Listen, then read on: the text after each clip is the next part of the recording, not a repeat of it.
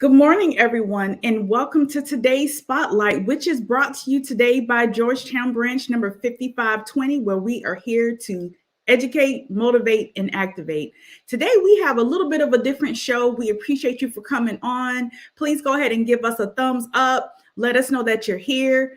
We are going to be talking about redistricting, the Supreme Court justice that is retiring, and we're going to stream directly into the AFL-CIO's virtual workshop that they're going to be having. So please stay tuned. What we're going to do is go ahead and bring on the rest of our crew so that we can go ahead and get started, so that we'll be ready at 11 o'clock for the virtual Common Sense Economics virtual workshop. So here's our president, Mr. Marvin Neal. Good morning to you. Good morning, Ebony. How are you? Doing pretty well. Thanks for asking. And we also have our first vice president, Mr. Deontay Winchester, and it looks possibly like he might be having a little bit of technical difficulties. But as soon as he comes available, we're going to also bring him in on the screen. So, Mr. Neal, talk to us about what's going on with the Supreme Court justice that is going to be retiring soon. Well, interesting enough, there's a lot going on with it. But if you just look at the way the Congress is reacting, especially Mitch McConnell, it tells a story about how Black women have been disenfranchised and overlooked, to the point where it's almost to the point where he feels as though, and what he's saying is it almost dehumanized them and put them in another category of human beings, and not just Black women in general, but Black women especially, and such qualified candidates that's for the position. They already voted on her for the seat right behind it, the next highest seat. You know what I'm saying? And now it's a problem when it's time to go to the Supreme Court, because now this court is getting to a point where it's through 3-4 women on there now. So I guess they feel some sense of that the court is being discredited by putting a Black woman on. And Kamala Harris, she went through the same thing. Same thing. And right on the heels of women's rights months, we're going to go ahead and bring in our first VP, Mr. Deontay Winchester. Good morning to you. Good morning, and good morning, everyone. Good morning, Deontay. All right, so please continue with the conversation. As you probably know, that President Biden vows to replace with the Black woman. I think it's a great idea, especially with everything that Black women have done to help get him elected. You look at people like Stacey Abrams and everything that she pushed for to help him get elected. But this is where I will err on caution. Y'all know me for a long time. Even right across the board. So when he comes out and says that I'm going to replace with a Black woman and nothing else, we got to think, well, what if Trump had said, I don't care what y'all say, I'm gonna put a white man in that position? We may have reacted, a little negatively towards that. So when we come out and we say these things, we just gotta understand, even if it's right, should he have said that out loud? Oh, you know what? I never really thought about it in that way, Deontay. But you got a point there. I understand this point, but looking at the courts, and I do agree with Deontay, but when you look at the courts, when you say fair representation, you can't say fair representation and looking at the court right now and saying, well, what we should or should not do when it comes down relates to Black women. President Trump, that's a different character there and stuff, which I do agree with. If he said that, then some antennas would go up. And when you just said it, my antenna went up. Wow. I didn't look at it from that angle. But looking at it from the angle, like you said, Stacey Abrams and all these qualified Black women out there, You know, there's no way that we could sit back and say we can't do this or this should not happen. It should happen. And it's it definitely necessary, should happen. especially the way you look at salaries of Black women. You know, you're looking at $10,000 to $20,000 less than their counterparts. Even white women, their salaries are $10,000 less. So you have to look at it from the standpoint of equality. You know, when it comes down to equity and the rights of Black women itself, it's like their rights is secondhand. You know, compared to everyone else. You know, other citizens of the United States, and that's just not here. That's across the world. If you look at it. You know, I think the United States is the only place. It's the first place where women were allowed to drive in the United States, but they had to fight for all of that. You know what I'm saying? So the mindset of people, and especially the Mitch McConnells of the world and those guys, it would be interesting to see them try to justify not putting this woman in the seat because President Biden said, "I will put a Black woman in the seat." You know what I'm saying? No one said anything when Barrett was put in the seat, when she was dumped into the seat. With no experience at that. No experience. But this woman is totally highly qualified. Right. Highly qualified. Highly qualified. But speaking of qualifications, Mr. Neal, what I would have to say to it, I'm happy to see that a Black justice could possibly woman be put into that seat. But it depends on who he puts there. The way I feel about it is this, and I wrote this comment: Biden needs to make sure he chooses a woke Black woman. Otherwise, you just as well get a female version of Tim Scott up in there. So it depends on what they are talking about. Well, I don't know the other women that he's putting in there, but I know one woman on there that's very woke, and that's Eiffel. Very woke. She is the chairman of the Legal Defense Fund for the NAACP.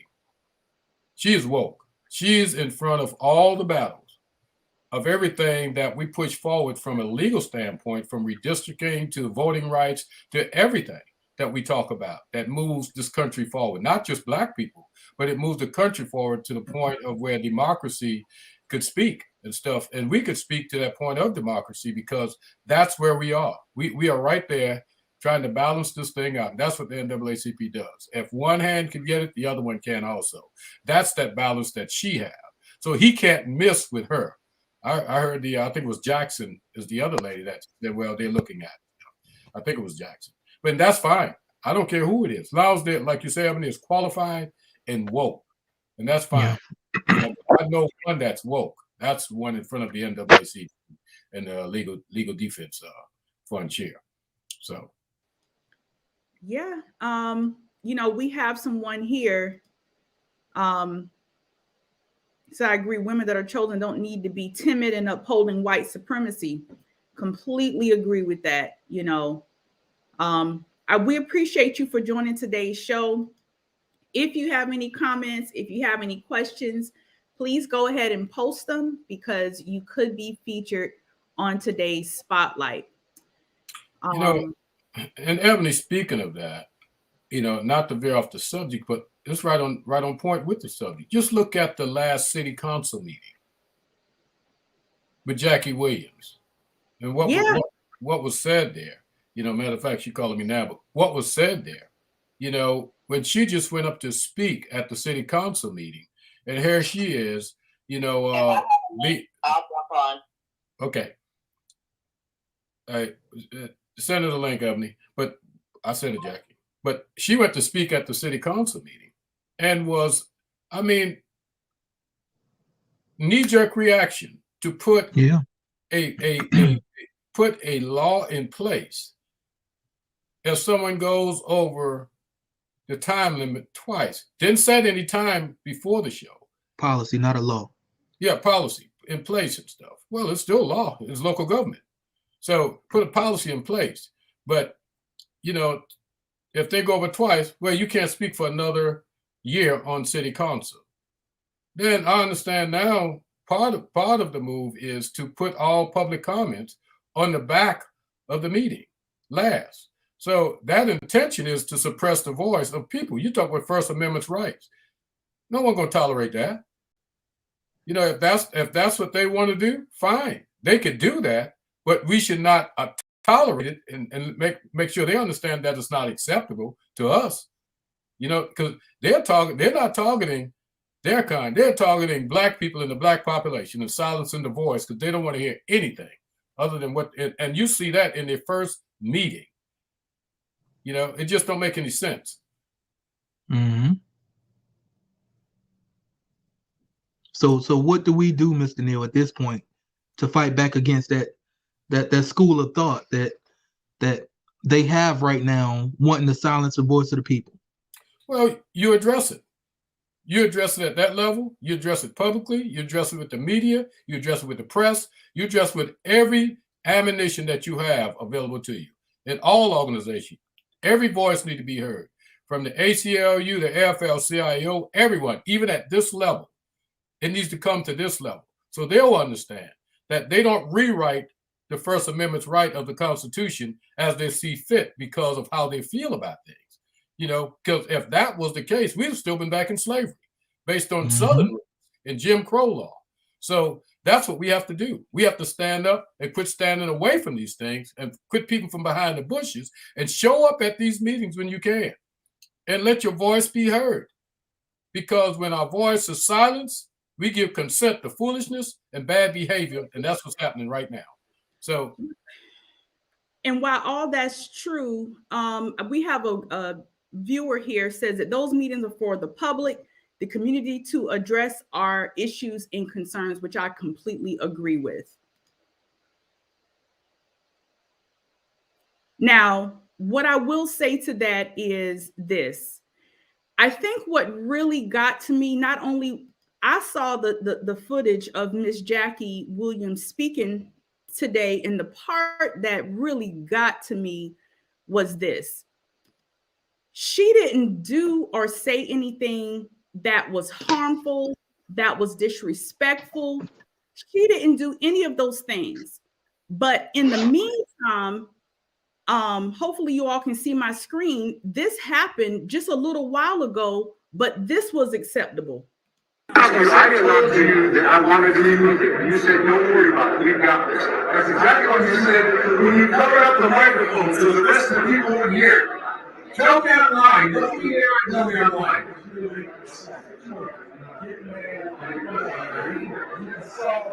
We can solve it, but you are a freaking dictator. You don't know this town. And tell the camera, did you cover up the microphone? Did you cover up the microphone, Mr. Mayor? You can tell. Why are you trying to hide the truth? Have you ever seen a council member act like this?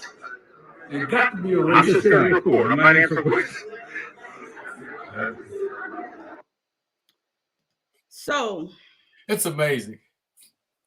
See, but that's the acceptable behavior. But they can holler and scream. That's at the mayor, the past mayor, Brendan Barber. That's a behavior. That happened not long ago. Yeah, and he was one who raised his hand and said, yes, we agree with that. Let's cut off the comments. What if the mayor has censured him for his behavior? Because this is a form of censuring. This is a form of punishment. How do you punish the taxpayers for bringing their concerns to the floor? And you're the boss. The taxpayers are the boss, not them. So that's what we have to get a grip on. And I've said this many times. Let's quit making these people queens and kings and make sure they understand that they're the servants, not us. You know, because it's going to be some problems in that city council meeting and with city council if they start putting their hands on the citizens of Georgetown. Say they're going to remove them from a meeting because they went over 13 seconds. 13 seconds. We are talking about 13 seconds. And the sad part, Ebony, one of the county councilmen, Al Joseph, made clear it was only 13 seconds, Miss Mayor. You know, but they're saying that they're going to take people to jail. I'm not jail, but escort people out of meetings by police force. That's the wrong message to send, especially when right now the image and the history of the police in our country right now you're going to use the police as a way of removing people and suppressing, on top of which suppressing their voice. You know, and my question is, how does that work during city council meetings? Now the mayor is saying, well, you can't speak unless you live within the city. But then what if somebody's attorney wants to speak? What if somebody pastors wants to speak on someone else's behalf and they don't live in the city? And you can't even speak unless she gives you the permission to speak. That means she can say, well, you can talk, but you can't talk.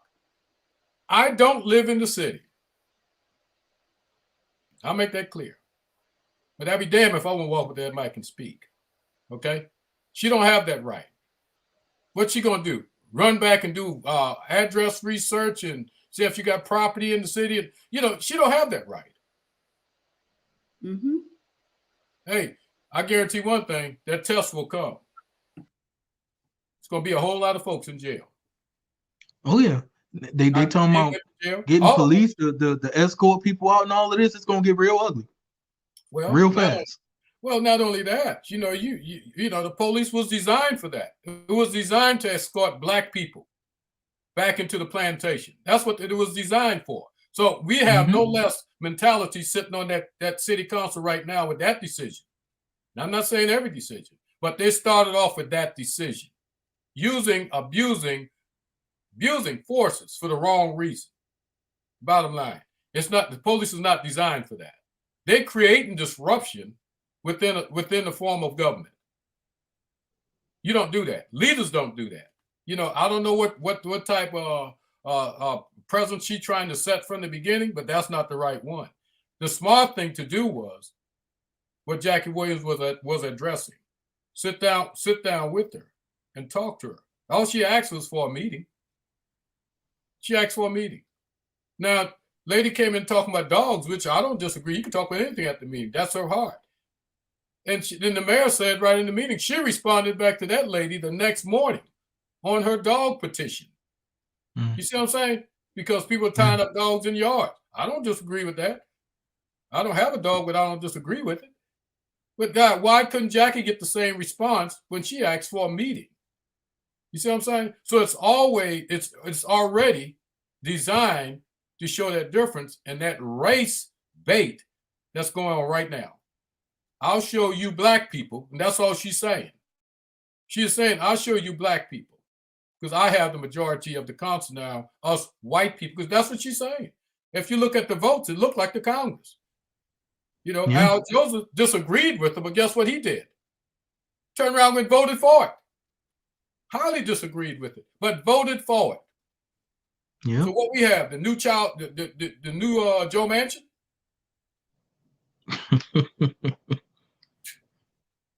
That's what I'm talking about. We got to get real about what we're doing, and people have to start standing up. And these folks that call themselves leaders, they need to show up and show leadership. Speak on it. Quit talking about it. So true. Good morning, Dr. Crystal Franklin. Thank you all for joining today's Spotlight, which of course is brought to you by the Georgetown branch number 5520, where we are here to educate, motivate, and activate. And if you're out there and you're watching us and I see you there, give us a thumbs up. Let us know that you're here. Drop a comment, a like, a share, anything. And don't forget, we do have a YouTube channel. So when you get a chance after this show, please jump on to our YouTube page and subscribe and hit the bell notification so that you can get notified every time that we have a live show. So we're going to jump around just a little bit. We have another special guest here on our show. She's getting ready to come on, and we're going to be transitioning over to the virtual workshop. It's called the Common Sense Economics Virtual Workshop. But before we do that, we want to talk about redistricting, and we want to just hit on this situation that happened over at County Council meeting by continuing that conversation with Ms. Jackie Williams. Good morning, Ms. Williams. City Council. Sorry, City Council meetings. Thank you for correcting me on that. Good morning, Ms. Jackie. Before we start now, Ms. Jackie, make sure you don't go over your time. No, I'm not. I already have my other phone ready to transition.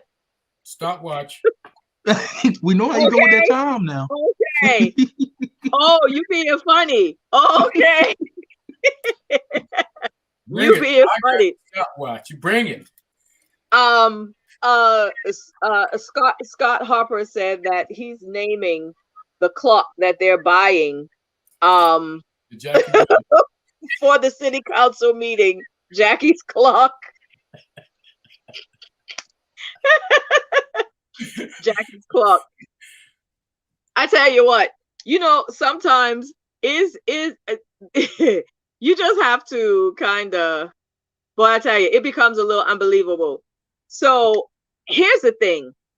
At the first city council meeting with this new administration, when they did public comment, and I'm going to really encapsulate this, when they did public comment, the first thing that they did wrong was nobody gave any parameters in terms of the guideline for public comment. Nobody said you only have 5 minutes. We have X amount of people, and so each person gets X amount of time or what have you. There was no instruction given for public comment. So it was only 3 people that spoke. Okay, keep that in mind. It was only 3 people that spoke. And so I was the last person that spoke. And basically, I was just trying to close my comments, and I was trying to say the last few words of my comment, which was, you have to deal with your constituents fair. You have to deal with them fairly. It's not fair that people can call a city council member on a cell phone and get a date for a meeting right away, and then you have the president of the United Steelworkers who simply sent you a text requesting for a meeting, and he read the entire text to me, and he was very, very cordial in his text in asking, attempting to ask for a meeting. And this was doing right before the Christmas holidays. Okay, so we're talking back in December. And basically what Mr. Ankner told Mr. Sanderson was, first off, how did you get my phone number? Well, you are a public servant, my friend. Secondly, he said, if you want a meeting, you have to email me. That was the second thing. So I went into this meeting to address those things as the community liaison for the AFL-CIO, who works with the Steelworkers Union. We work with all of the unions. I was instructed to go in to represent AFL-CIO and to speak on behalf. That's what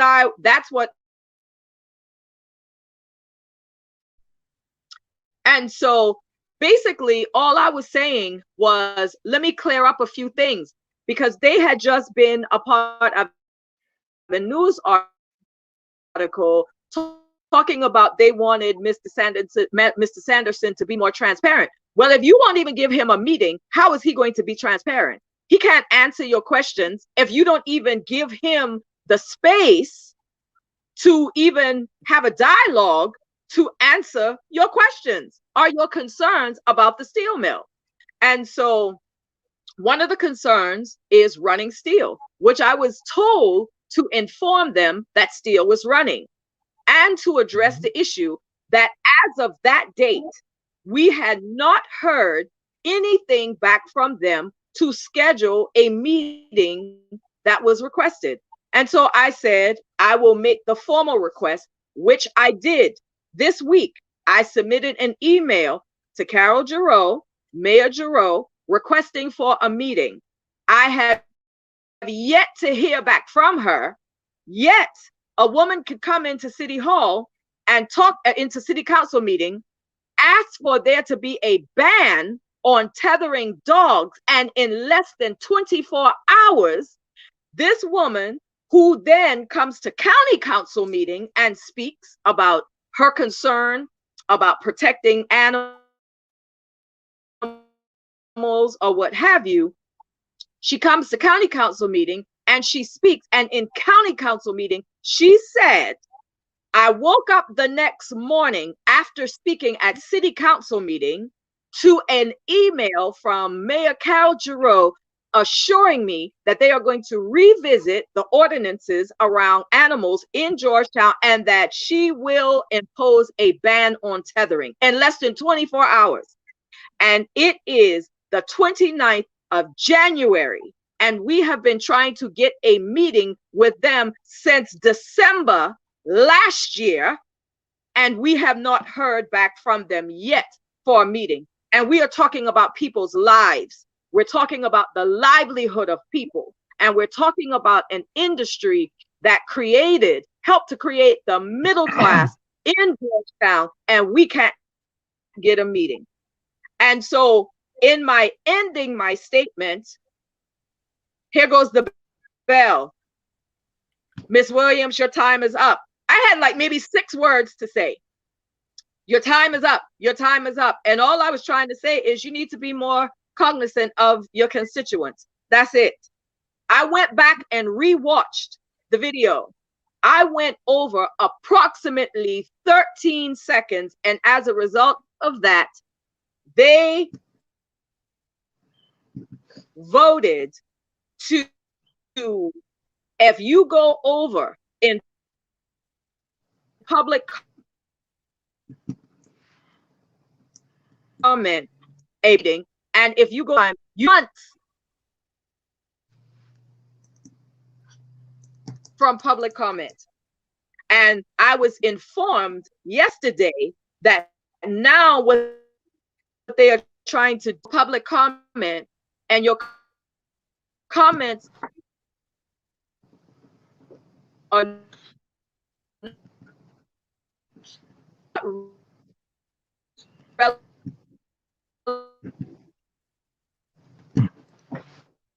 relevant to the agenda, you will have to wait hours to make public comment on the. I'll have to see anything that we have to say if it. Miss Jackie, looks like we're losing communication with her. Miss Jackie, what they're doing. Thank you so much, Miss Jackie. You're breaking up, so that really is also a good segue into we're going to have to transition over because there is going to be a common sense virtual workshop that's getting ready to happen, and we're going to try to live stream it in here in just a few minutes. But before we do have a few announcements that we need to make. Mr. Neal, please, if you would, and we also need to talk about redistricting, but we are short on time. But as we talk about our announcements, can you go ahead and share that information? Yes, real quick, 10 seconds, real quick before we transition. And I think most people picked up on this, but we can go back and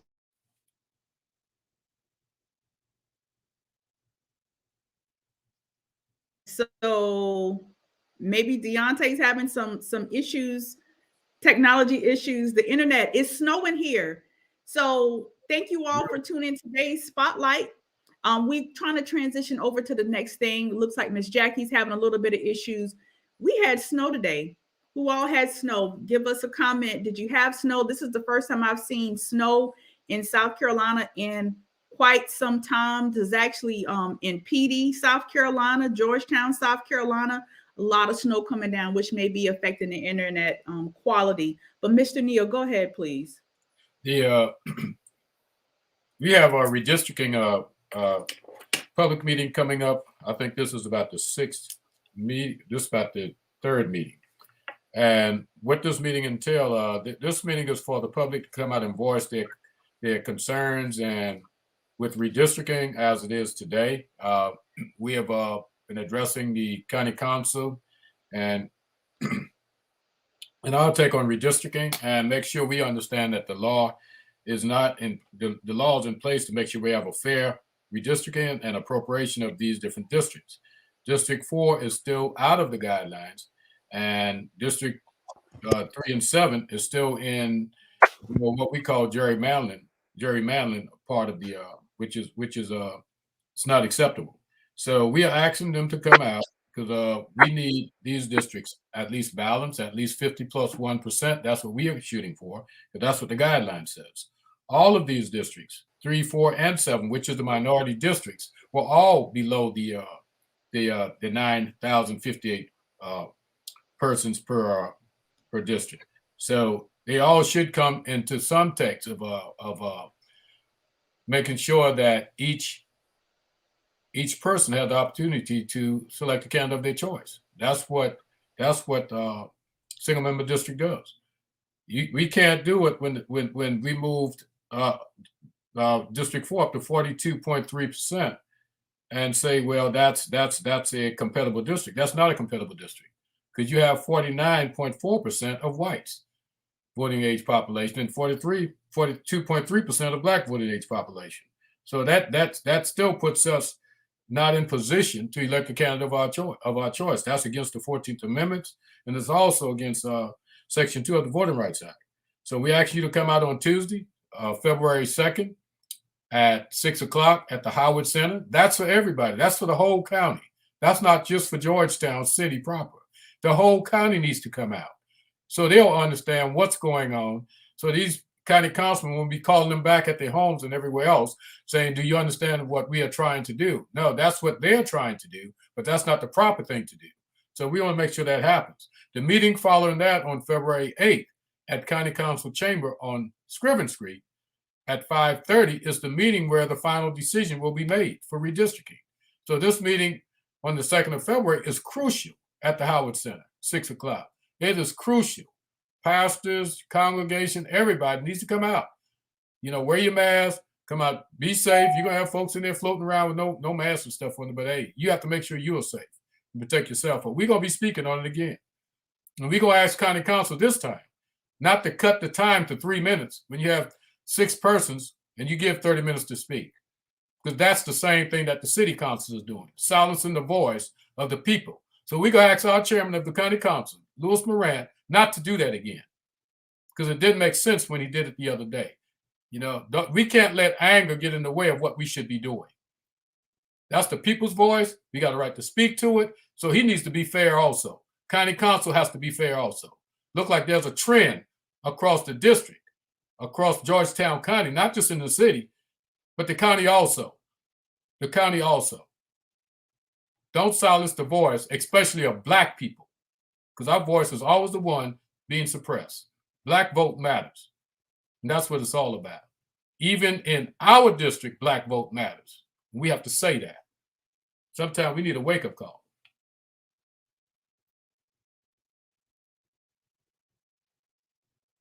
So what we're going to do now, thank you so much for those words, Mr. Neal. You're a strong leader. We appreciate everything, your knowledge, your expertise, and wisdom, that you bring to this community and beyond. But what we're going to do is, if you two can just kind of hash it out a little bit, we're going to get things streamed over here to. And this is something that you all can talk about just for a moment while I get things ready. The Common Sense Economic Workshop. It is actually starting here it's 11:05, so it's already started. And we're going to be learning about how policies impact the economy in our pockets. Okay. While we get everything started, please. Thank you. And real quick, Mr. Neal, and I'm sure that most of our viewers right now are well informed and they will know. But for somebody who doesn't understand, can you give just a brief history of why single member districts are important? Well, what single member district does, it gives minority and voters that's disenfranchised the right to vote for a candidate of their choice with fair and equal. One person, one vote. That's what we're looking for. One person, one vote. That's what we're looking for. You know, we started off in this redistricting, Deontay, with 23% in District 4. That district was at 58% Black voting age population. As we speak, we went to 23% to try to create two super majority minority districts. That don't make sense. You had one district up to 70% and the other one up at 62. That don't make sense. What sense does that make? You know, it was wrong from the beginning. It was against the law from the beginning. They should have never even posted that map, that first map that was 843. They should have never posted it. You know, it just didn't make sense. So it tells you that, you know, when you start deceiving the citizens and the voters, we got a problem. We have a problem. You know, these are the same people that helped fought for single member district. You know, now they're fighting to deceive the same thing that they fought for, to fit their narrative. That's the problem I have. We don't need to be greedy. Giving up District 4 is giving up a vote on county council and on the school board. See, we overlook what the trickle-down effect. We have a school board seat in District 4. Critical seat. We're going to give that up to try to hold on super majority minority district. That don't make no sense. The problem is candidates needs to start campaigning now and not giving up on the Black vote. When we start giving up on the Black vote as Black candidates and Black servants, we got a problem. It's time for us to get off our duff. If you want it, go talk to the people. And we can't wait till election to start talking to the people. If you're doing something, show them that you're doing it. We make excuses about pandemic and everything else. We on live right now. We are live right now. Live screening. They can county council can live screen anytime they get ready. They have all the assets they need available to them. You know, right at the county council level, every county council has it. They have the greatest technology in Georgetown County. All they have to do is say, they've been taking the voters for granted for a very long time. A very long time. Most definitely. You and I, Mr. Neal, are both married. You a significantly longer time than I, but I realized that just because you're married don't mean you need to quit dating. Hello. I think they missed that concept. Yep. Once we get in the seat, we got to do more than just sit there. Bottom line, we have to go back and talk to the people. What are you doing there? And if the people are not satisfied with something you're doing, sometimes it's just a clear understanding of what you're doing could settle that. You know what I'm saying? Just a clear conversation. Too many conversations. This is why we did it this way. Everybody's not going to get what they want every time because it don't work that way. But that's the reason why we put people in position to explain that to us when we have questions. Right now, no one can explain why we shouldn't take District 4 to 50% plus one. No one on county council could explain that. The only explanation that we got at the meeting in Waccamaw, the only explanation, because that's what county council wanted. The question was asked to the GIS director for the county. Was that within the census block? He said yes. That's why they did not display that map also. Was another map sitting right there. Had everything within compliance. But they won't show that one. They told the county administrator to brief this map because that's what their decision was. Not the decision of all the people, not the decision that made it fair. It was their decision. So they can have two supermajority districts. And what happens to the city of Georgetown? What happens to the west end of Georgetown? You know, what happens to that district? Those people are sitting there with not an opportunity, not a chance in hell to win another election. Bottom line, because that will become a district that don't represent them. It definitely won't just represent the minority. An hour. But right nevertheless, though, Common Sense Economics is designed to be very interactive, putting questions, comments, concerns in the chat. And then if someone might be able to throw a hand at me or something, we'll certainly address whatever your topic is. But nevertheless, Common Sense Economics. I think we are getting ready to transition. But this conversation will continue. But the key is come to the meeting on the 2nd of February at 6 o'clock at Howard, and the 8th of February at 5:30 at County Council Chambers. And be prepared to speak. Your voice needs to be heard. Thank you.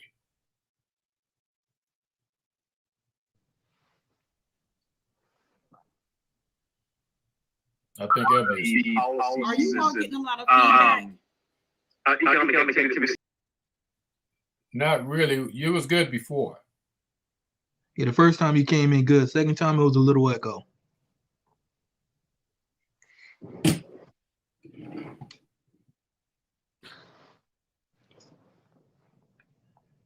Partner, whomever you may have, your cat, your dog, and say, you want to know what I learned this morning? That, gosh, in the second quarter of 1978, if the Fed just would have held interest rates set steady, we would have seen another 0.3 in GDP growth.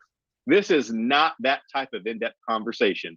Nevertheless, though, we hope that you take some of the points that we make today, carry them back to your communities, share them with your friends and your family so we continue to spread the message. We hoped to be together in person today. But just with an abundance of caution, we decided to take this presentation online. If you've noticed some of the COVID numbers in and around South Carolina lately, we're spiking 10, 15. I just noticed an update here on the news that's playing in the background here at my house. 10,000 cases, I think, just reported yesterday. So no matter where you are, please stay safe. Just to continue to create an awareness and be conscious of what's going on. I certainly couldn't pledge to anyone this morning that I haven't been around anyone that's had COVID. I'm a lobbyist at the State House, and for those of you who travel to Columbia and spend any time in the lobby, it's like the Wild West up there now. A lot of people and a lot of folks not taking proper precautions. So please continue to stay safe and be mindful of your friends and family. With that being said, let's jump into the presentation. And if we could advance the slide one. So sort of we break common sense economics presentations up into 3 chunks. So we're going to look at a changing economy. We're going to look at the corporate agenda, and we're going to look at how we can work together to rewrite the rules. Now, we're going to cover in a few moments a topic called neoliberalism. And I like to bring this up a little beforehand because this really is at its core what common sense economics is about. Now, when I went through this program, probably in Atlanta, again, about 7 years ago, the group was asked a question, who knows what neoliberalism is? And, being an individual who thinks that, I know what's going on, I answered, well, if a neocon is an ultra-conservative, then someone who is neoliberal is someone who is, or neoliberalism, we need someone who's ultra-liberal, right? I mean, it makes sense. Well, in fact, I was wrong. And if you go back to classic liberalism, neoliberalism simply means unrestrained corporate power. So if you take anything away from today's conversation, it's going to be neoliberalism is simply unrestrained corporate power. And we're going to talk in a little while again about how that policy or that perspective has driven a lot of the economic climate that we live in here today. So we can advance the slide. So as promised, we're now on a changing economy. And the economy, again, as we alluded to earlier, it's not like the weather. It doesn't just happen. Big corporations have deep tentacles into state government, local government, the federal government, and through those tentacles, through their lobbyists, through their different ways that they influence policy, they have managed to design rules, surprisingly, that have been able to benefit themselves. These policies, for the most part, we have learned, cause a lot of damage to our economy, and they're designed to benefit corporations and the wealthiest 1%. This is certainly should not be falling on deaf ears, because if we've just paid attention to what COVID has done, where wages have been stagnant for a lot of folks, probably 99% of the population, a lot of folks are still struggling to make ends meet. You've seen the top 1%. Their net worth has increased in a lot of cases 100%.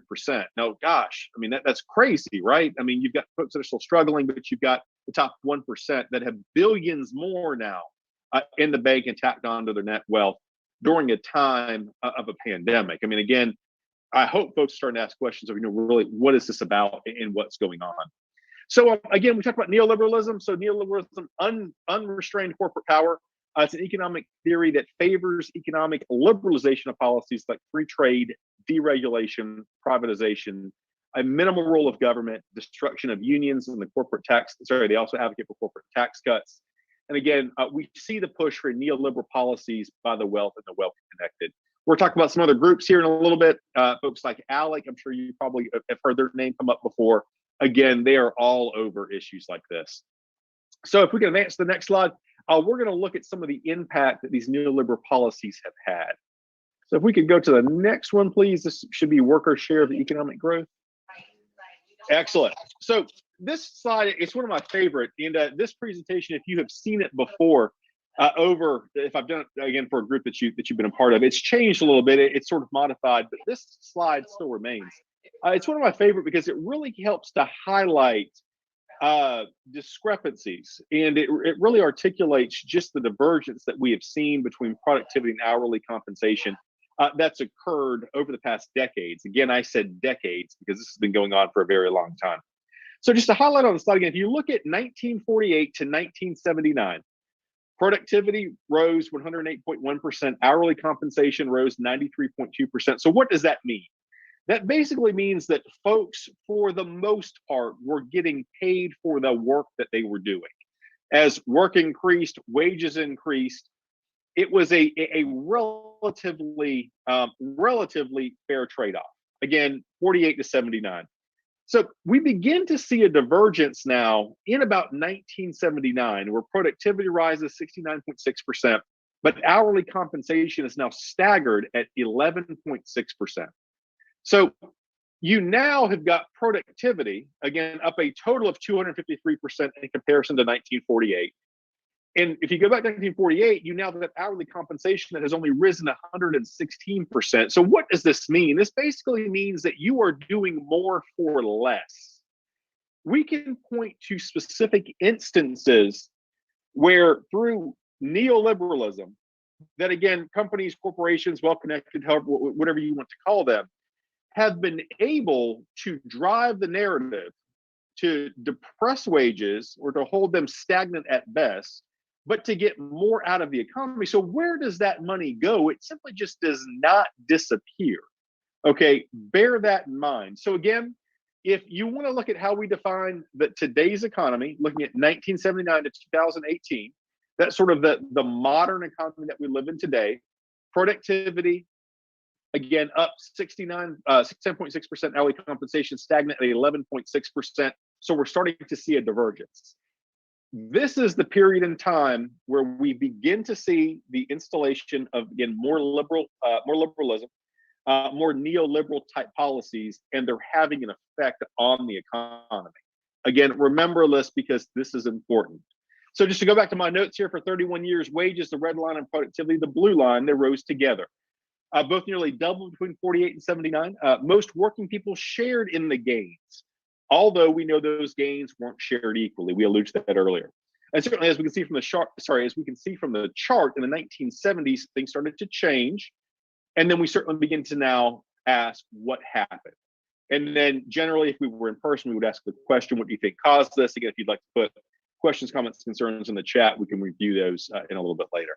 And as we can see from the side, from 79 on, productivity continued to rise, but employers refused to pay higher wages. Now, this will be interesting to see when these slides are revisited again in a year or so, and the folks in DC at the National AFL office who are much smarter and have far more resources than myself, they put a lot of this together. It'll be interesting to see the impact that COVID has had, because we are now seeing folks that are standing up in a united voice saying, you want to know what?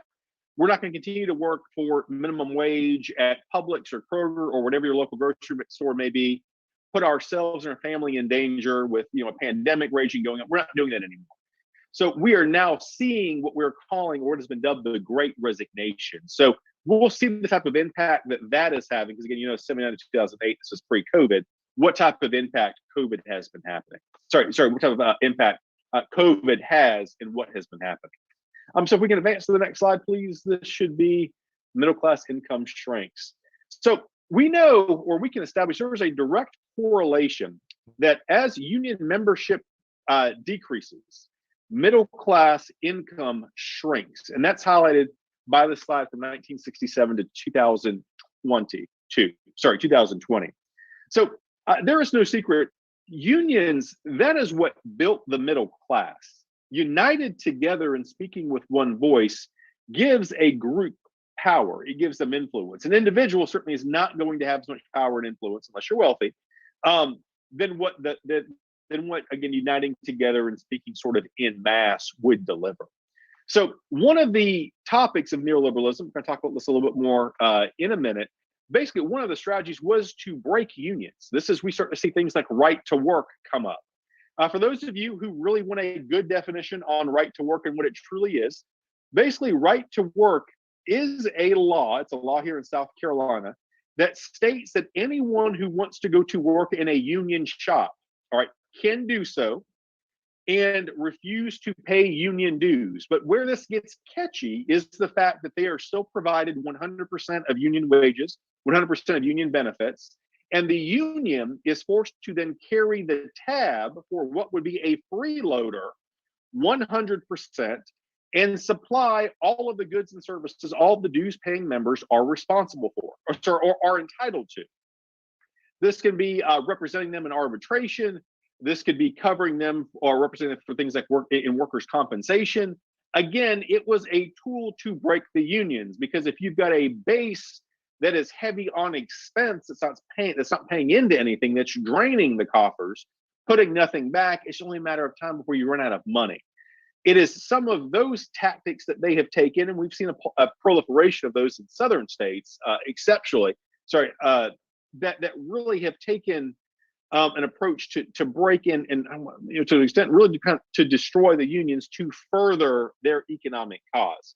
This slide helps to highlight that. So just to go back to the notes, while the share of income going to the top 10% increased dramatically, we can see from this slide that working people in the middle class saw their share of income shrink as union membership declined.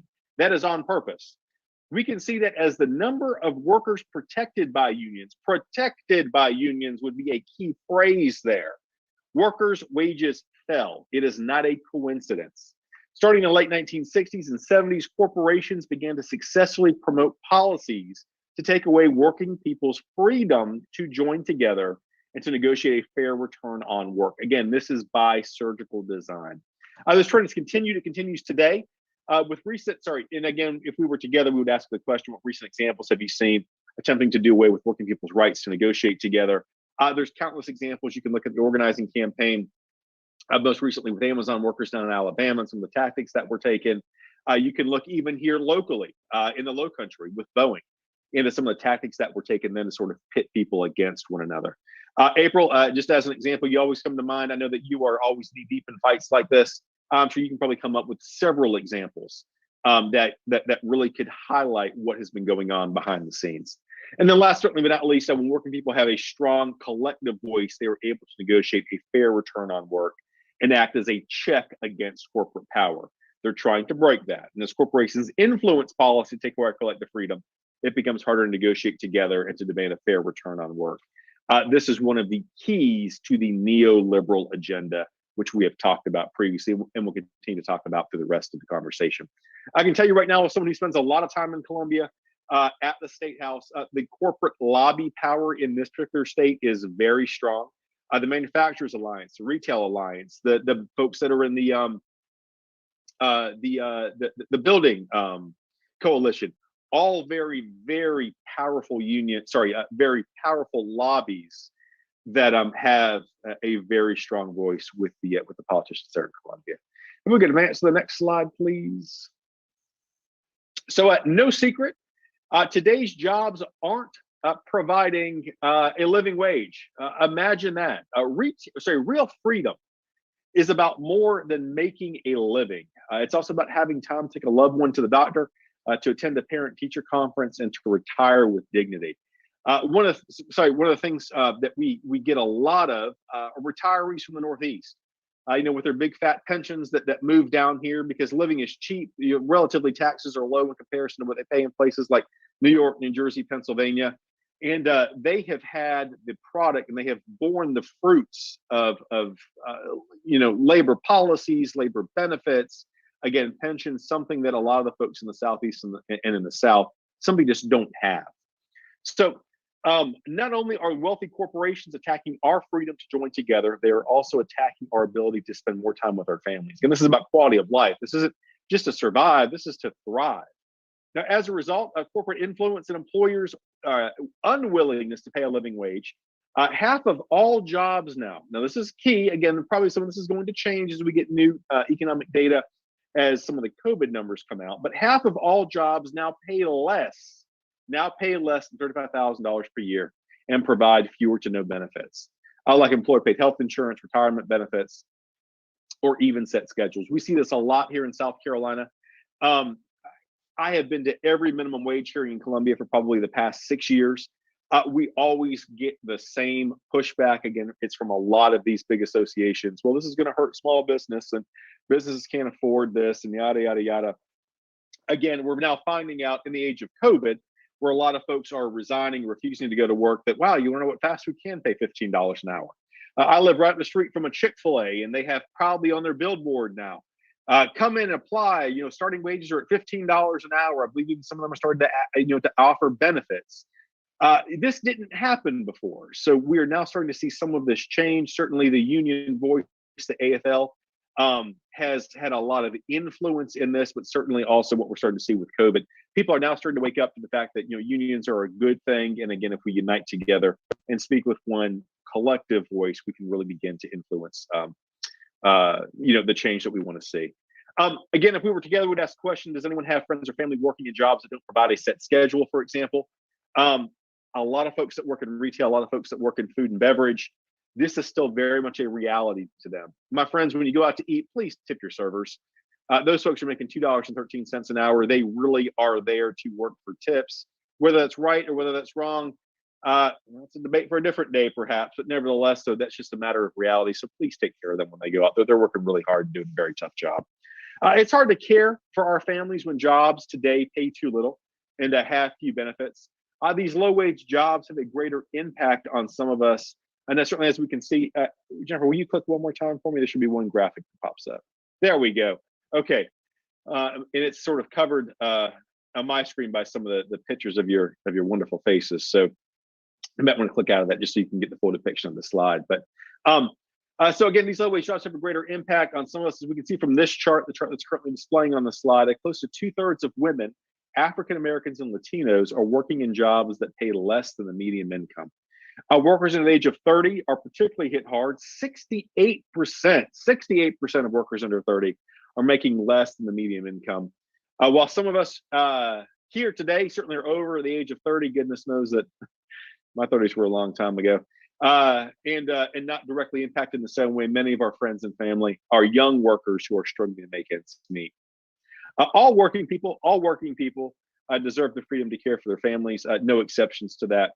And that none of these changes just happened. They are, again, the result of deliberate policy decisions, policy choices driven by the neoliberal corporate agenda. Neoliberalism, unrestrained corporate power. Remember that definition. Again, driven by the neoliberal corporate agenda. Jennifer, if we can, please advance to the next slide, if you would. And go ahead and click one more time. And one more time again for me. One more time. One more time. We're going to go green on all of them. One more time. And one more time. All right. So when we put up this full slide for you, we can now look at how recent policies have impacted wealth distribution in this country. So let's take all 328 million Americans, we're probably up to about 330 now, and reduce them to 100 people. This is a really good way to begin to illustrate this. So what we are doing, again, I'm just going to repeat this because this is important. We can look at how recent policies have impacted wealth distribution in this country. We're talking about wealth distribution. We are taking 328 million Americans in this slide, and we are reducing that number to 100 people. So we're taking 328, we're reducing that to 100 people. The poorest people are on the left and the wealthiest people are on the right. We can see that. So we've got the poorest 20%, we're bumping up all the way to the top 5%. Again, for those of you who have the pictures of everybody on the right side of your screen, you might want to minimize that so you can see the top 5%. It's at least blocked in my screen. So let's see how the wealthiest 20% of Americans fared. The next 15% of the next 15% of the wealthiest Americans received 27% of the tax cuts. This was something that's happened even relatively recently with the recent Trump tax cut. And then what about the top 5%? The wealthiest Americans, they have received 38% of all tax cuts since 2001. And this really goes back to the big Bush tax cuts that were instituted at the beginning of the, if we can go back one more time. Thank you, ma'am. So again, just to repeat that particular slide. So now we can see that the wealthiest 20%, how they have fared. These are 20% of the wealthiest Americans. The next 15% of the wealthiest Americans received 27% of all tax cuts. And the top 5% of the wealthiest Americans have received 38% of all tax cuts since 2001. So again, this is being driven by what? Neoliberal policies, and certainly the neoliberal agenda. So if we can go ahead and advance the next slide. Next, we're going to talk about how these policies and tax cuts are part of the neoliberal corporate agenda. This is a little bit, we start getting some really good stuff here. Corporate CEOs in the wealthiest 1% rig the economic rules. Imagine that, by influencing policy to take away the freedoms of working people. Again, this is by design. Let's look a little bit more closely at the corporate agenda and how it influences policymakers. We go on to the next slide. This is one of my favorites that they have modified. So if you recall, guys, you go ahead and click one more time for me, Jennifer. There we go. All right, we've got the full corporate agenda up on the screen right now. So at its core, the economy of the 1% doesn't work. And we're talking a little bit about why that's true. So you remembered earlier, we started our discussion with looking at the freedoms that we value. We talked a little bit about freedom. It's going to be a reoccurring word that we're going to see. It's going to come up over and over here. So, at one point in time, again, if you can go back to the 48. Remember the slide, the 48 to 79. At that point in time, for a lot of folks, you had the freedom to join together and negotiate together. Again, that's just moved us by joining a union. You had a lot more freedom to take care of your families, and you had the freedom to collectively fight for affordable health care, good schools, Social Security. Again, this goes back to FDR now, a lot of what built the middle class, what made America great. You had the freedom to do that. So again, if we were in person, and this presentation is actually going to be in person in a few weeks, I believe, and Jackie can offer up some additional dates. I probably should know that off the top of my head. I don't, forgive me. But again, this is going to be in person in Georgetown on a couple of weeks, maybe on a Thursday. Again, we look at a little bit, but we'll have time to talk a little more in person then. But if we were together, we take a couple of minutes to talk about how the person next to you or behind you shares some of the ways that you think the corporate agenda is taking away our freedom.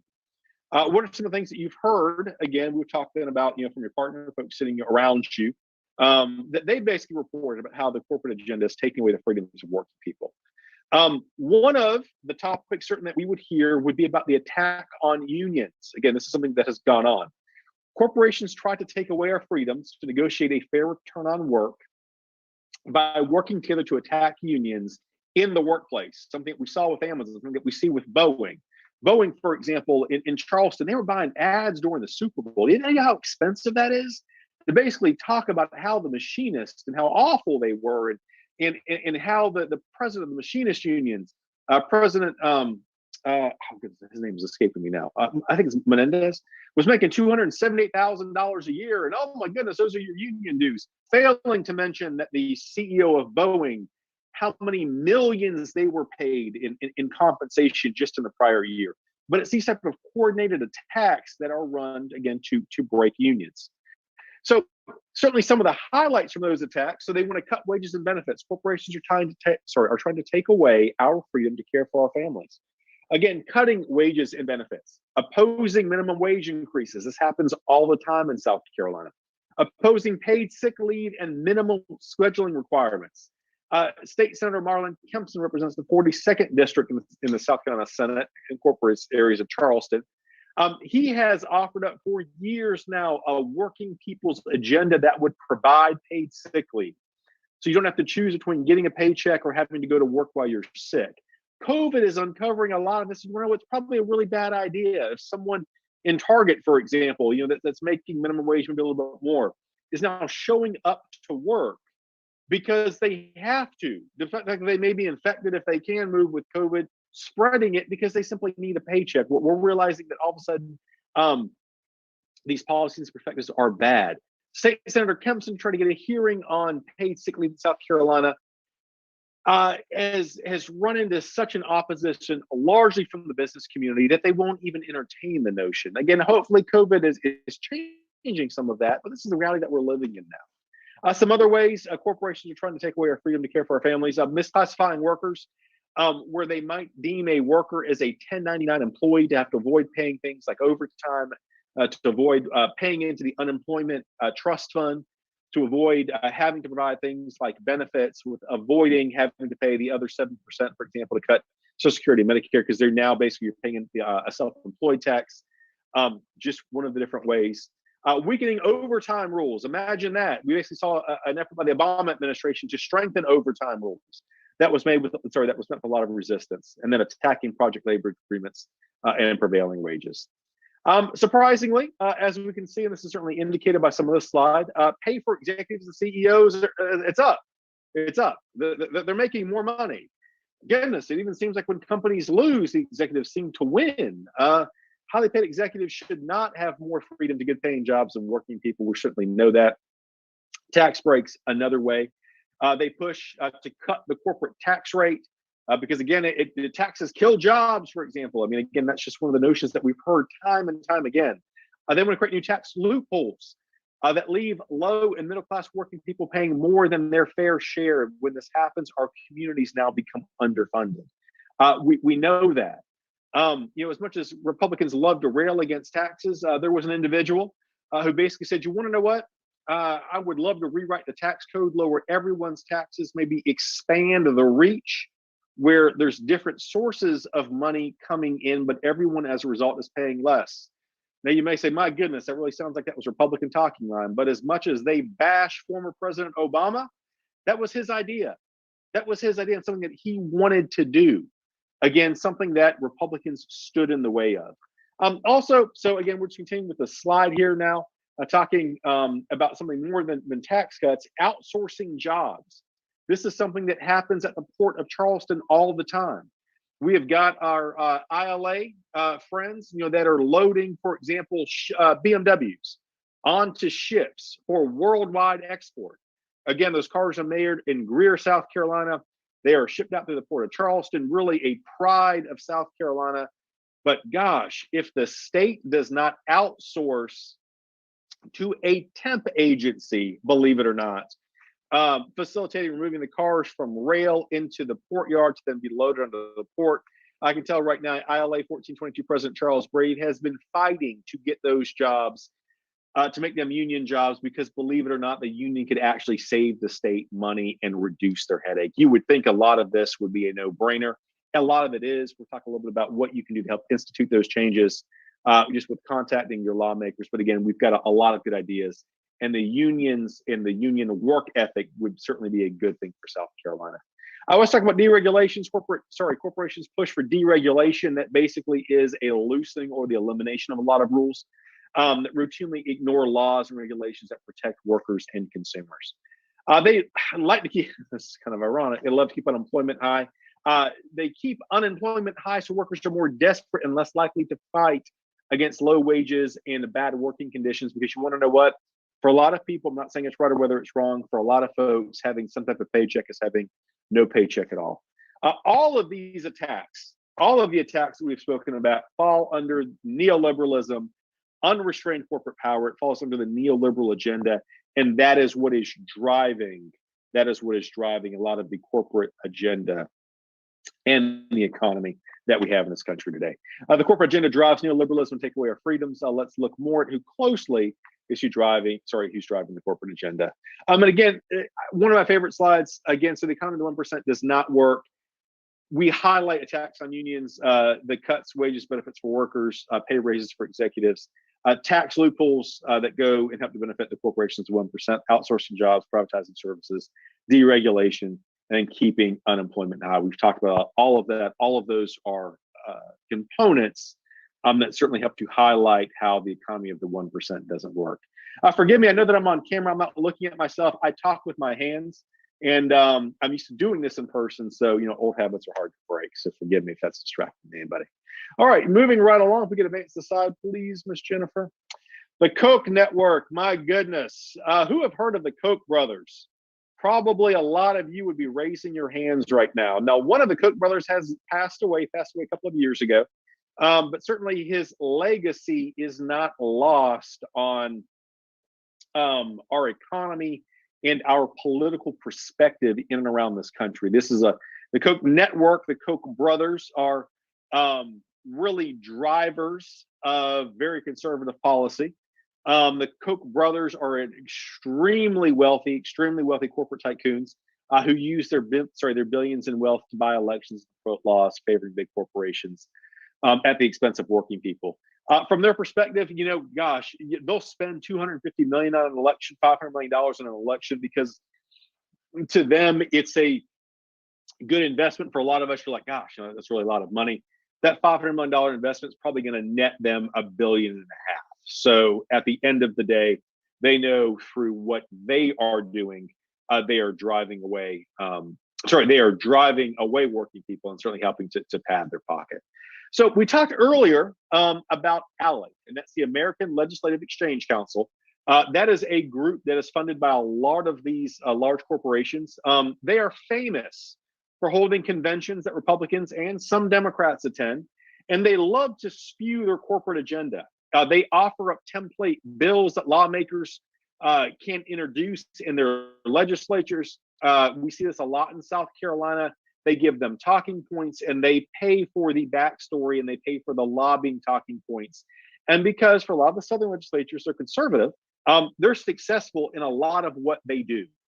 So the American Legislative Exchange Council, again, we allude to that, so that's what ALEC stands for, is a network set up to give cookie cutter, we talked about that earlier, a lot of legislation that they use, anti-worker legislation to their members in state legislatures around the country. Now, we even see, this is, a bipartisan presentation. I'm not favoring one political party over another, although one is awful, the other is really awful. You can decide for yourself which one is which. But a lot of them love to play in this ALEC network to drive a lot of these policies. So they really have found a home for a lot of Republicans. And a lot of Republicans, especially in South Carolina, I think people like State Senator Shane Massey introduced a lot of these more conservative, tax-cutting, anti-worker bills. They attack our freedom in a number of ways. From stopping national legislation in Congress to pushing legislative ideas in the state. And they even have a spinoff now, ACCE, that is actually focused on legislation in the local level. We're taking your local governments, your county councils. ALEC, certainly part of the Koch network, it's driven by the top 1%. Each state has those separate corporate interests. They have a presence in each state. ALEC even sets up an office, for example, in and around the Charleston area. When it comes time for elections, to sort of help to drive their agenda. And they are certainly not foreign to the South as in general. They are one of the main drivers, certainly, of neoliberal policy. So if we look at the Koch network, just to visit the slide here, Americans for Prosperity. Again, they always use words like prosperity. They use words like freedom, a word that we have heard today. Patriots. These God-loving Americans. They love to invoke God, for example. As a way to create some sort of unity to drive their message home. The Cato Institute, the Heritage Foundation. For those of us in South Carolina right now, former United States Senator Jim DeMint, left Congress to run the Heritage Foundation. He was probably making over $1 million a year. And all they do is they pump out this conservative, anti-worker, anti-union type messaging. State Policy Network, grassroots groups, for example. ALEC is a main driver of the National Rifle Association. Right-wing media outlets, goodness, you probably know who those folks are. You've got Rush Limbaugh, recently passed away, Sean Hannity. The spirit of enterprise, again, gosh, there's that buzzword again, the spirit of enterprise, the U.S. Chamber of Commerce. All the Chamber of Commerce is, my friend, it's basically a union for businesses. The Chamber of Commerce cropped up as an alternative for business to fight against unions. They back corporate donors, individual, and certainly their foundations, and all of this is part of the Koch network. A lot of these groups, whether it be national, state level, or even local level, drive a lot of the legislative agenda.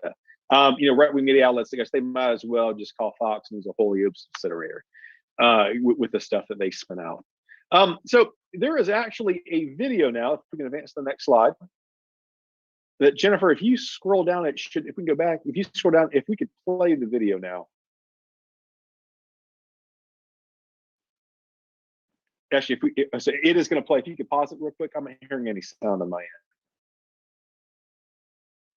Okay, so basically what we're going to do now, we're going to go back. Forgive me, guys. I'm actually not dry. Okay, so if we can look a little bit more closely at how the Koch network through ALEC pushes anti-working, so basically their anti-workers agenda, we're going to watch this short video. And with a little bit of luck, it's going to play.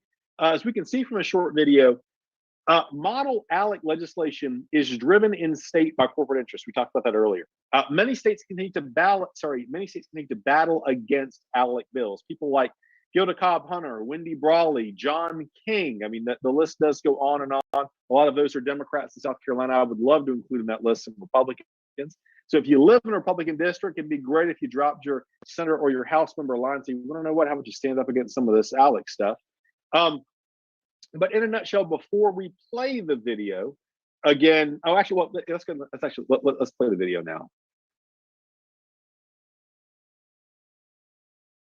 And I'm still not getting any sound on my end. So again, this is a video to help highlight how ALEC pushes its anti-working people's agenda through Congress.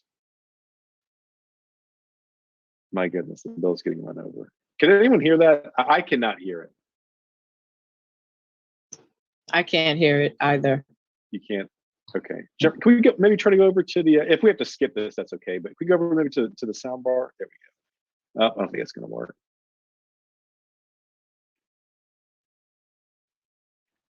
Okay. All right. So just to be controversial one time, that's a fun little video on how ALEC again influences policy. It basically talks just a little bit about how bills become law. We'll play that for you in person, hopefully with sound to come to the presentation again in a couple of weeks. But nevertheless, though, for those of you who just aren't familiar with ALEC, we'll talk a little bit more about them. Founded 40 years ago, ALEC brings together nearly 2,000, believe it or not, state legislatures with hundreds of corporate leaders and lobbyists from many of the world's most powerful corporations. Again, this is a global effort to secretly draft model legislation that's then introduced in our states. Plenty of bills I can offer up as suggestions to show you. You can almost just Google or bring up on scstatehouse.gov. A lot of what Shane Massey introduces, as an example, is model ALEC legislation.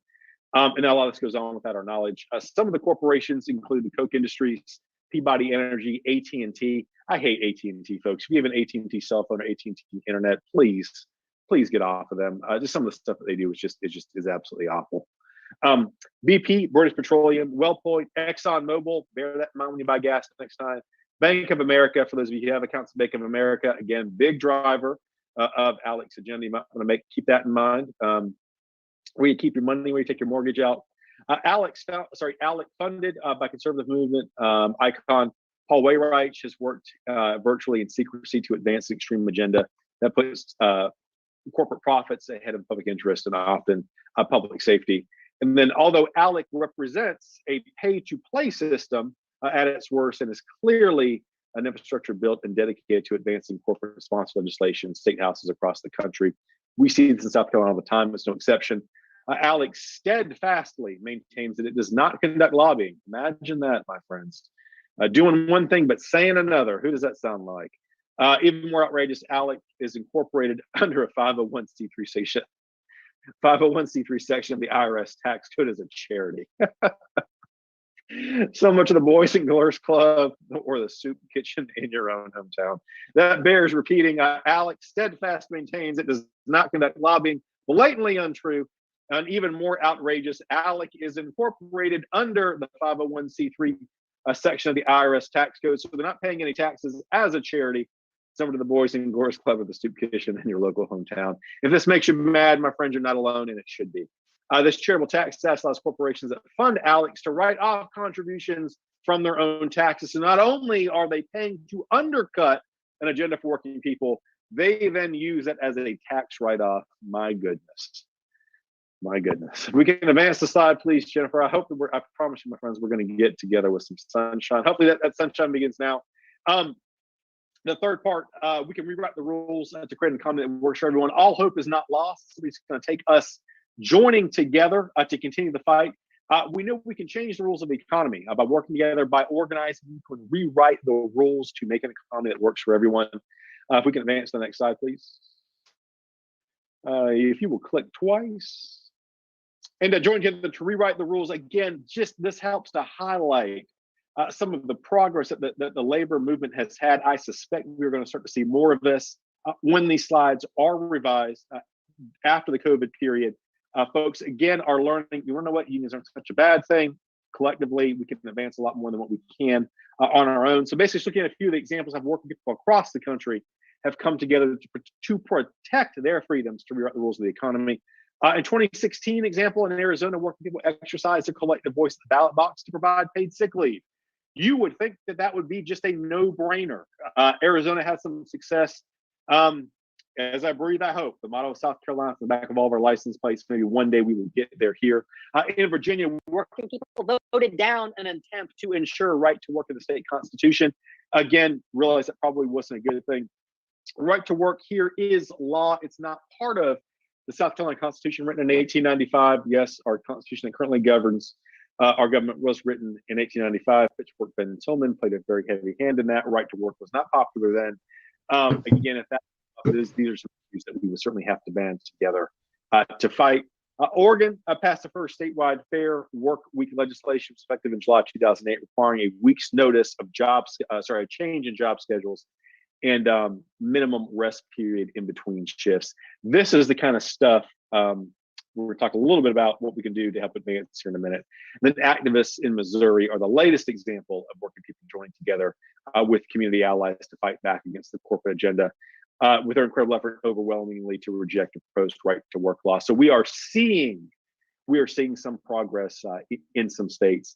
The road is long. The fight is not over yet, and we'll certainly continue to come together. If we can advance the slide, please. And this just is a picture, Oregon, and then one more time for me. Again, and this is just a Missouri activists are fighting back against ALEC, which is a clear demonstration of the power working people have to come together. We know our collective voices made a difference for all working people. I think we jumped up one slide, but that's okay. Back, and we can go up one more. And one more, we can go forward, maybe two more now. 1, 2, excellent, good deal. And we're going to land right here. So for years, we've talked about the union difference, but a new study shows that the union difference goes back more than 80 years. Princeton economists find that unions had a historical role in helping address income inequality. It is no secret, unions, that's what built the middle class. That's what provided you to buy the suburban home, to buy the Chevrolet, to buy the washer and dryer that were once made in the United States. And we're just a pride of America. Again, no secret that unions had a part in that. Just in the interest of time, I'm not going to read that slide, so if we can advance just the next one. And what backward one? Thank you. So basically, so we know we can protect and preserve our freedoms when we work together. This slide is entitled Ensuring a Fair Return on Our Work Together. Working people have fought and won for better wages, as you can see from this chart. A collective voice means higher wages for everyone, but there is still work to be done to ensure that all working people, regardless of race or gender, because we know that income inequality impacts communities of color disproportionately so. It impacts females disproportionately so. So again, regardless of race or gender, have the freedom to a fair return on their work. To put this in perspective, this means a 19% bump overall. So the median weekly earning of full-time wage and salary workers in 2020, this highlights the difference between unions and non-unions. Again, for all workers, we're looking at about a 19% difference. For men of all races, again, regardless of what you identify as, 16%. For women, again, of all races, 24%. For white people of all genders, again, still identify as being white, 19%. If you identify as being African American, 26%. And then certainly the largest increase as a percentage is 39%, and that is held by Latinos. So basically, if you want to elevate your status, if you want to elevate your community, the best way to do that is to organize. In unions, again, I really am preaching to the choir for a lot of these folks. Doesn't matter whether you are a man, whether you are a woman, whether you identify as being white, whether you identify as being African American, you get paid the same thing. It does not make a difference. You are paid for the job. You are not paid because, again, of the color of your skin. Something we have battled here in South Carolina for a long time. There was a hearing, believe it or not, some of you may have been in attendance for equal pay for equal work. And it was a bill that was sponsored by Representative Githa Cobb Hunter, represents the 66th district in South Carolina House of Representatives. Really interesting hearing. This happened probably about 4 or 5 years ago. Nevertheless, the legislation didn't advance. But you want to know what? We had a Republican on the committee who openly said that his wife was in banking. She ran a bank branch. She didn't specify what bank it was. But gosh, when she left, they did not replace her with a white male and pay him $25,000 more a year than what his wife was making. Unfortunately, his voice, in conjunction with some of the Democratic friends that we had on that committee time, did not advance that legislation, which is one of the reasons why we've got to unite together to fight for legislation that's for the betterment of all. We do have these types of bills here in South Carolina that would help to provide this type of pay equality for everyone. We just need to work a little bit harder at it. But nevertheless, though, if you're confronted with the question, what can I do to make more money? Goodness, argue for a union and fight for a union at your job, because we know that a rising tide in that case lifts all boats. And if we can advance to the next slide, my friends, we are almost done here. We've got two more slides left. So union workers are likely to have health benefits and pension benefits. My goodness. Hard to believe that you can pay for health insurance on a monthly basis through your employer that they also, in most cases, subsidize, and then you still get hit with health insurance bills when you leave the hospital or the doctor. Kind of crazy, right? I thought that's what I was paying for, but nevertheless, it is a good feeling to still have health insurance. Not only does a collective voice mean a fair return on our work, it also means having the freedom to care for ourselves and our families and to retire with dignities. Workers with union contracts not only have higher access to health care and paid sick leave, they are much more likely to have a defined pension benefit. And that difference is by 62 points. It's being outlined on the slide right here. So again, if we look at this, just the percentage of civilian workers covered by selected benefit programs in 2020. Healthcare. Again, unions highlighted in blue, non-unions highlighted in white. 96%. 96%.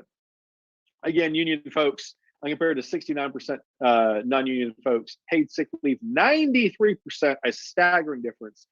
75% of paid sick leave for non-union folks, and defined pension benefit. If Social Security is still around when I'm at that age, I just turned 40. Man, I'll be surprised. 79% of defined pension plan compared to 17% of non-union jobs. So there are clearly benefits to joining into organizing, and these are economic benefits, certainly that would help to lift all of our communities. We're going to advance the next slide, please.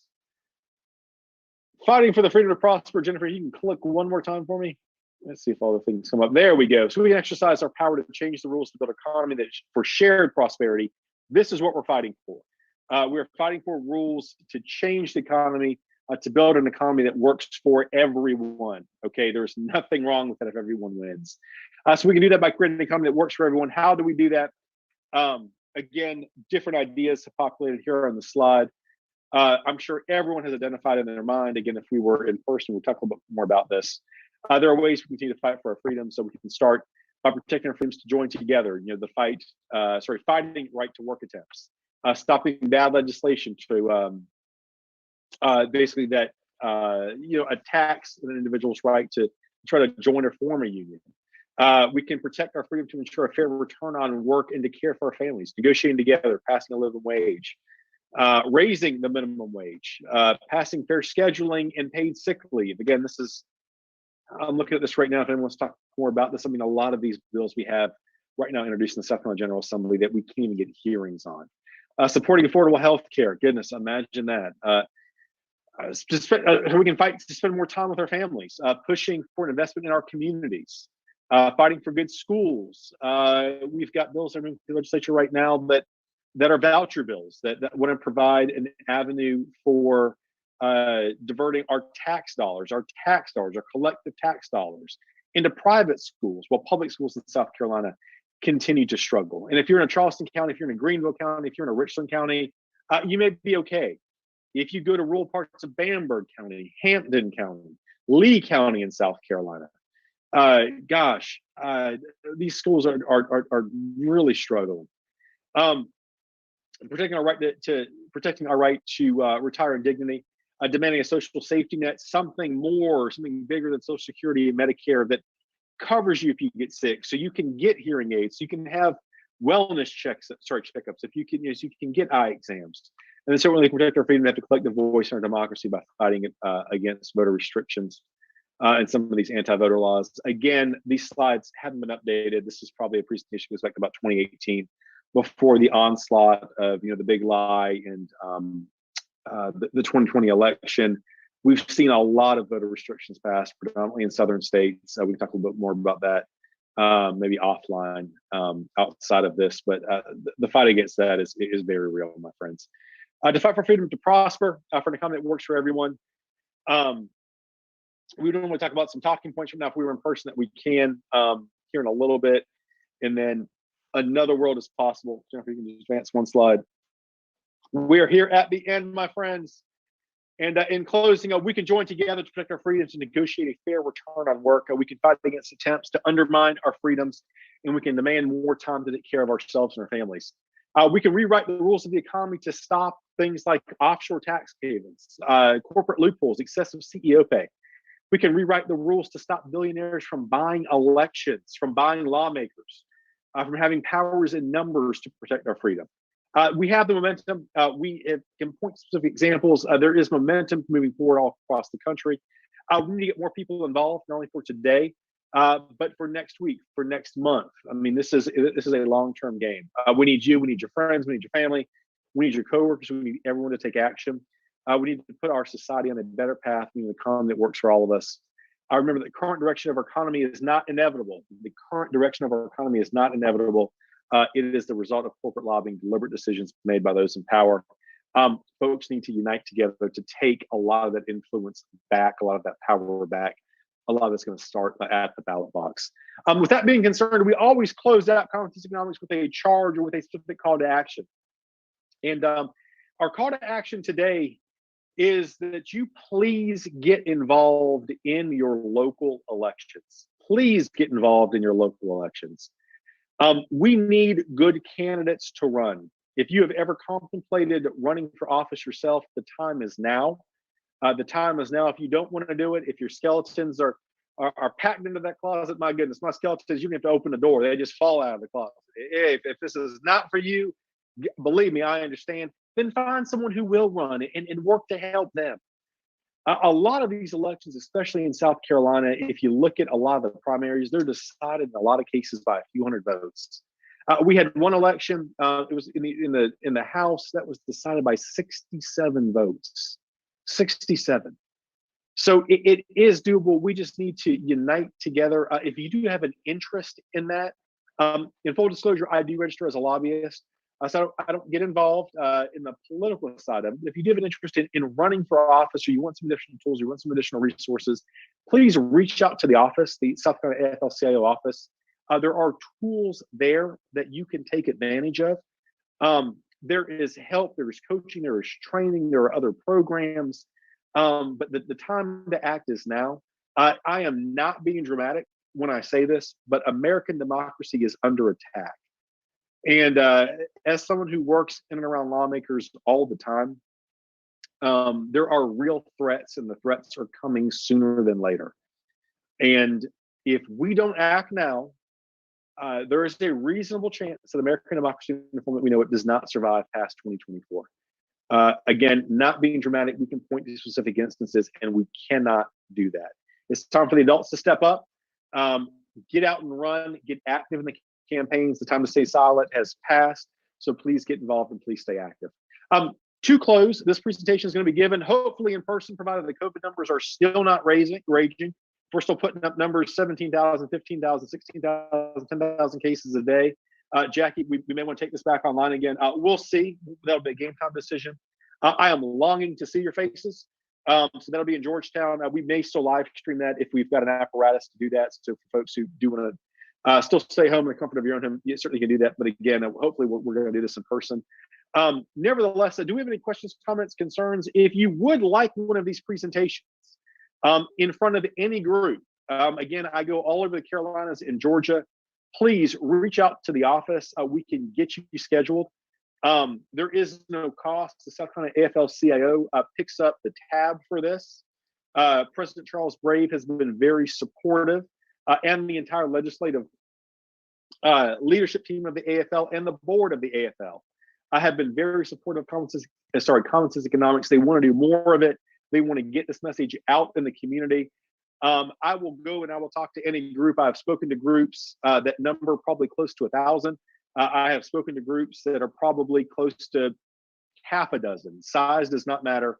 It's about getting the message out, because you never know who you're going to talk to that's going to have an impact, that's really going to take the message and they're really going to run with it. So please, if you're interested in this, reach out to the office.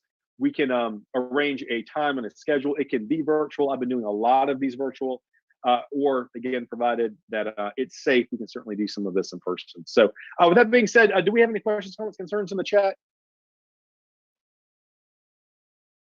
And Jennifer, Jackie, I guess if you would be as kind to put the office contact information into the chat, that would be extraordinary. Oh, fantastic. Okay. Yeah. Any questions, comments, concerns in the chat? I think we've got one.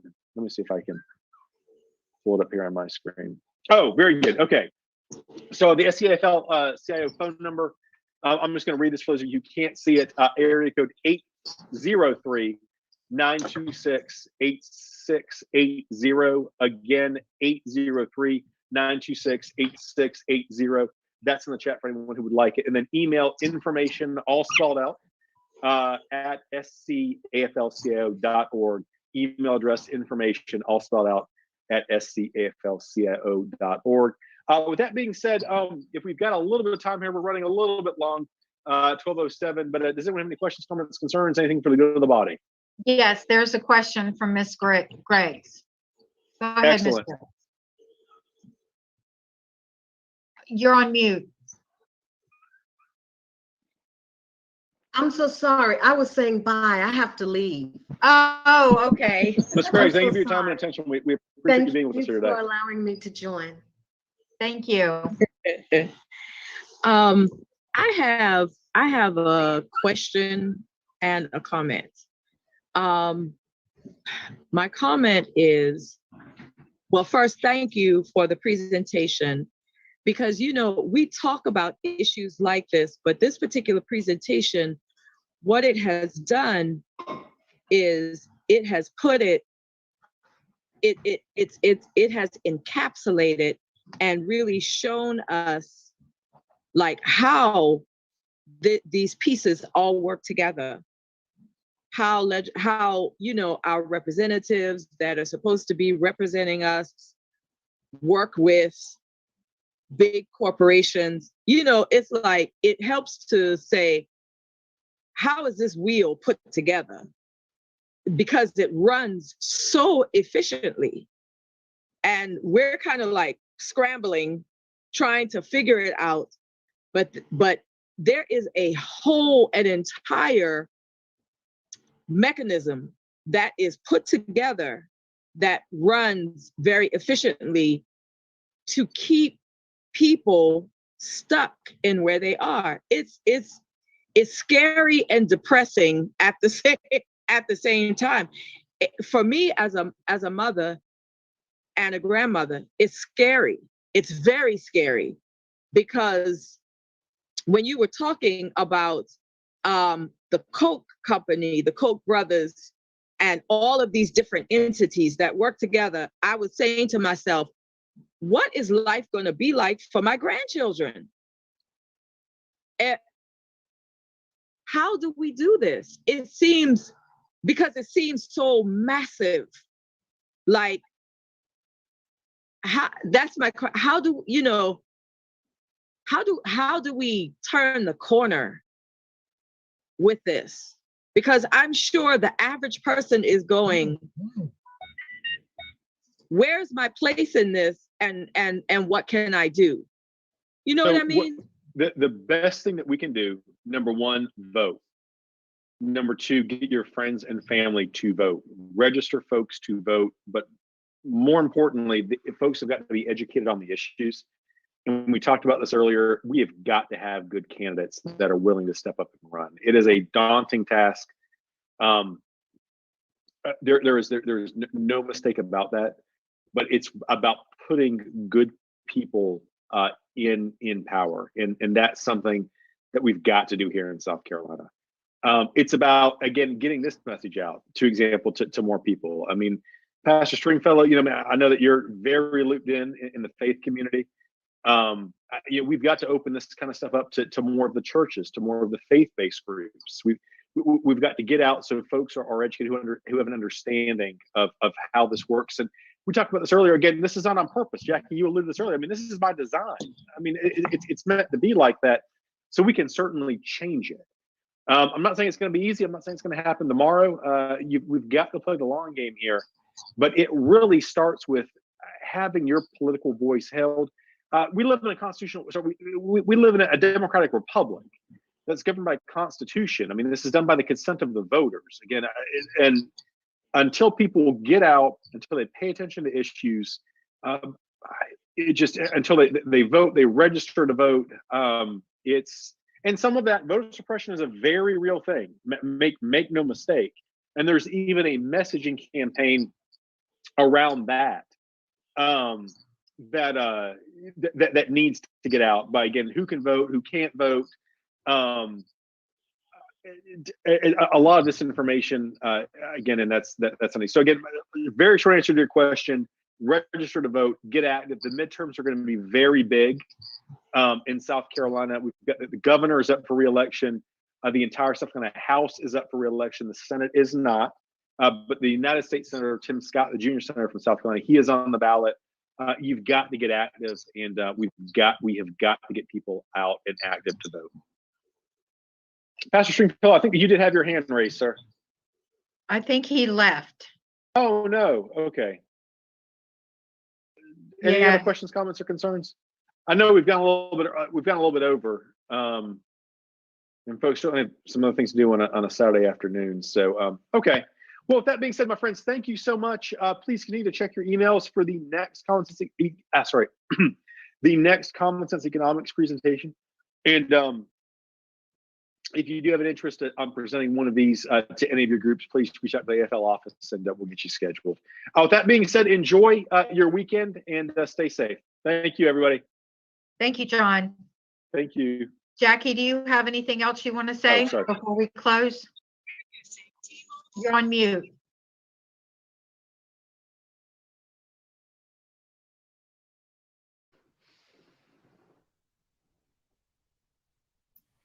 That was a great presentation. Great presentation.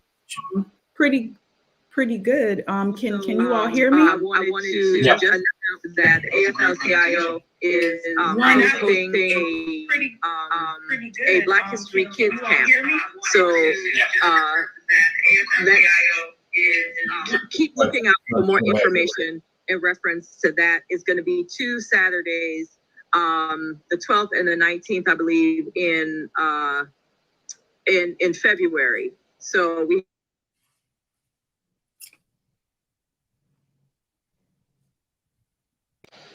All right. Are we still here? Yeah, we're still here. That was a great workshop, Ebony. I think we need to do more of that because I saw a good audience. I think it reached a lot of people, and then it's on our website now. It's on our Facebook page, rather. So, and our YouTube channel. Yeah, and so he talked about some of the things we're facing there right now. When he said vote, we need to vote. We see what happens when we don't vote in Georgetown. It's a true reflection of what we were talking about on the show today. How policies are being changed just to suppress the voice of the people. It comes down to, if you don't know what's going on and the people that represent the community can't speak about it at these meetings, how would you know? Right. It's funny. It's all the same message. All the same. As the speaker, John, closed out, he said things like, we need to join together, power in numbers. That sounds a lot like Stronger Together, doesn't it? The same message. And he brought up a graphic that was staggering, and it showed that, no matter what demographic or population you subscribe to, whether it be male, female, Black, white, etc., Hispanic,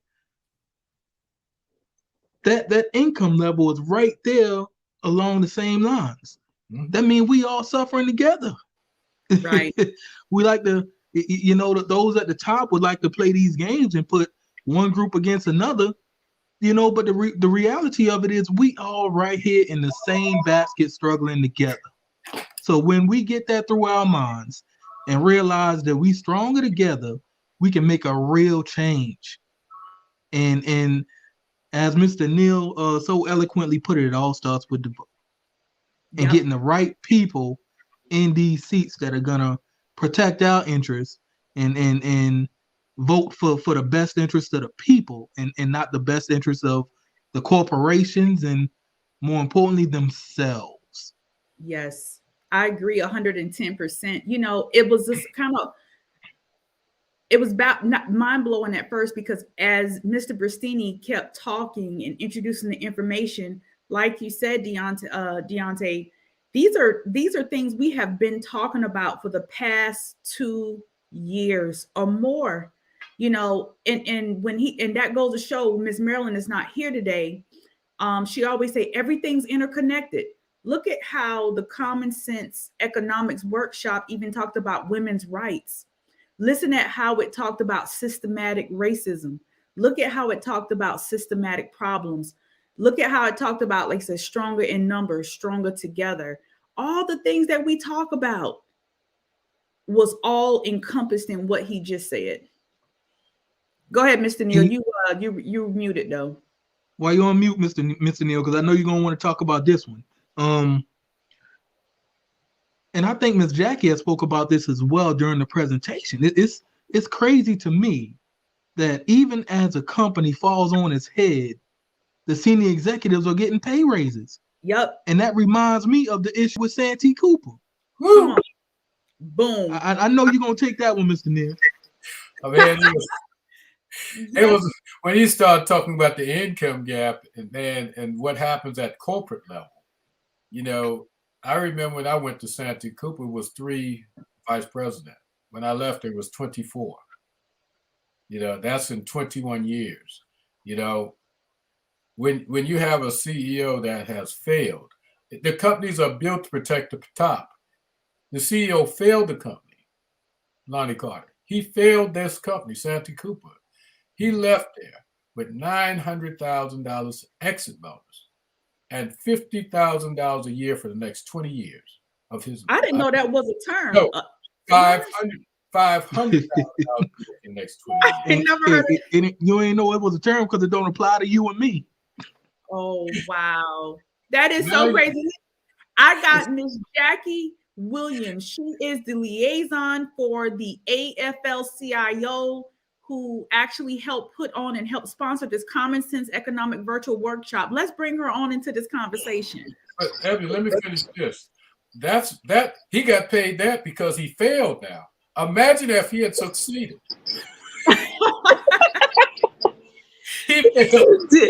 Deontay, we look here. We do have a what is it called, Marvin? An exit what? An exit plan. We do have an exit plan. It's called "You're Fired." Right? Get your things. I've seen guys. Check this out. I've seen guys fell asleep, because they were overworked at Santee Cooper. Fell asleep. Someone took a picture of him, and he was sitting in the truck with the folks that he fell asleep with. Just riding, he fell asleep. Took a picture of him, turned around, took a picture of him, sent it back to the human resources and supervisor, and fired him. 28 years of service there. Got fired. Wow. On the spot. Yeah, a matter of fact, it's the Attorney Snow's brother. Wow. Attorney Snow's brother. Yeah, but he's straight now. But they fired him. So I want to thank everybody for joining today's Spotlight, which is brought to you by Georgetown Branch number 5520, where we are here to educate, motivate, and activate. We have a very special person on the show today. Her name is Miss Jacqueline Williams. Oh, thank you. Man, I thought you was going to say me, Ebony, but Jesus. Crushed my feelings. They helped put on the Common Sense Economic Workshop, and today we learned how the policies impact the economy and our pockets. And they talked about so much. We learned so much today. We want to know, for those of you who were here to view the show, and if you just popping in, make sure you go back and rewatch the whole thing, because I mean, it was really, really good, really juicy, things that you may not even think about. I want to know from the audience, while we're talking, what do you think of the information from the workshop? And not only that, you know, I just want to say kudos to Jackie, and let people know that we partner with the AFL-CIO. Exactly. He does. We partner with them. That's why we're doing what we're doing today, because we are stronger together. You know, and another world is possible, like John Brasuni said, and this is how this is possible. We have to come together to make it all possible again. Because what we have done, we have allowed people to intrude in our base that made sense for the middle class people, and that's how they get rid of unions, pressure unions, and pressure these people on the jobs not to join unions, and that's how the union filter away. Then they lose that strength that they had there, and that's where the right to work plays a role in. You know, it's really the right to get rid of you. They set you up. Join your union. Create unions. It's impossible. It's possible because that's what you have to do to gain strength and equity and inclusion on these jobs. Two things. If I could even speak, my mind is still blown. I'm gonna tell you, two things is my takeaway. One, while he was speaking, I was just thinking, boy, are we not being played? I mean, we are being played. We are being played. That was the first thing. It's like, I was just like, I did not sign up for this game. I don't know who signed me up for this game, but I want my marbles and I want to go home, because we are truly being played.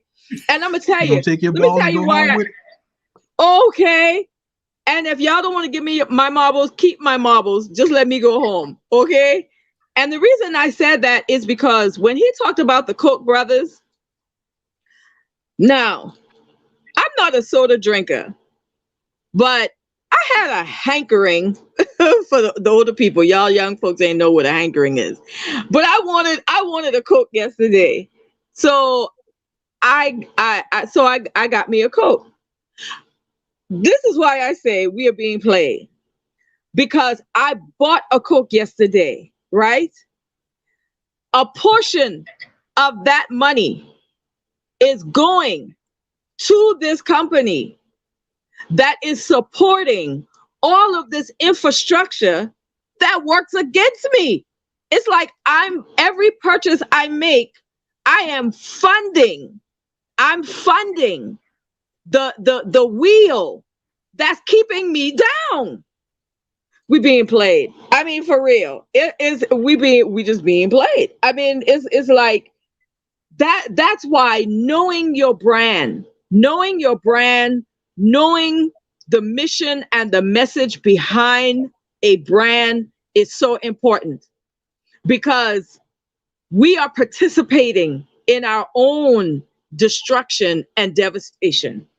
That's fine. Because they've taken the money that we as consumers paying out, buying our Coke products and this, that, and the other, and they're like, thank you. Oh no, we're gonna use it against you, but thank you. Keep buying it. It's crazy. And we have to be better at being consumers. We need to be more conscious of what we buy. Because it's like saying, I don't want to go to hell. I gotta use this as an example. I don't want to go to hell. That's what it's like. It's like saying, I don't want to go to hell. And God is going, you don't want to go to hell, but hell is being funded by the companies. You paying your way to hell, because you are supporting the companies that look here, that got all the seats available for you to jump on the train and go to hell. And we have just got to be better. We have to be better stewards of who and what we support. That was the first thing. The second thing, real quick, Marvin, was where else? What other country? Only in America can you bankrupt a company and get an exit plan with a bonus. Okay? Only in America can you do a crappy job of running a company and get more money. Mm-hmm. Only in America can you have a corporation who's, look here, who, when you look at their bottom line, they're in the negative, right? They're hemorrhaging money, but you're rewarded with an extra $1 million in your salary or in your package. And who pays for that? We pay for that. How do we pay for that? Oh, when your supervisor comes to you and say, we have to cut your hours, we have to lay off, because all of these reductions help to compensate for the money that's being hemorrhaged because Mr. Joe Blow over here got to have another $1 million to run the company badly on top of the $5 million he's already getting. and not only that, Jack. Mind blowing. Let me make a correction. It wasn't $1 million. It was 900,000. So he was 100,000 short of his million. But he got it somewhere. Well, he most likely got traveling fees and stuff like that. So, you know, in case he take a flight somewhere. And don't forget about the 50 a year though. So he had that $1 million in 2 years. Okay. 500,000. Okay. So well, get it right. Get it right. Yeah. I worked for a company that I promise you, I worked for a company years ago that would spend $50,000 to tell you how to spend $5. Well, figure that out. Well, that's up to us if we feed into it, and that's the whole point of having these discussions, having experts come onto the show to talk to us about these things. Now that you're educated, you have the responsibility of how you're going to act according. Okay, you know how do you say in church, govern yourselves accordingly. Now that you got the information, that's up to you whether you want to do business with Bank of America. That's up to you whether you want to do business with XYZ. No, it's one thing if you don't know, but now that you know. Okay. So we appreciate everyone for joining on today's Spotlight, which is brought to you by Georgetown branch number 5520, where we're here to do what? Educate, motivate, and activate.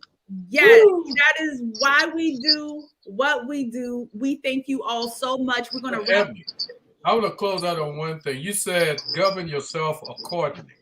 Now, you showed a video of Jonathan Agner attacking former Mayor Brendan Barber at a city council meeting. Okay, but this is the same city council that he sits on and instructed to silence the voice of Jackie Williams because she went 13 seconds over and had 6 councilmen, well, 5 city councilmen to vote on it. Okay, they raised their hands, even though some of them said they didn't agree. And okay, the Joe Manchins, you got Joe Manchins now. Some of them said they did not disagree, but they still raised their hand.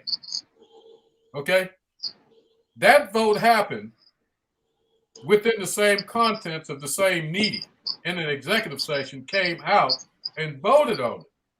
You see what I'm saying? Y'all want to see it again? Yeah, let's see this again. Yeah. I sure do. And this is the man. People need this to is see the same. Voting for. This is the same man that voted to silence the First Amendment's right. When you cover up the microphone so the rest of the people can hear it. Tell me I'm lying. Look at me in the eye and tell me I'm lying.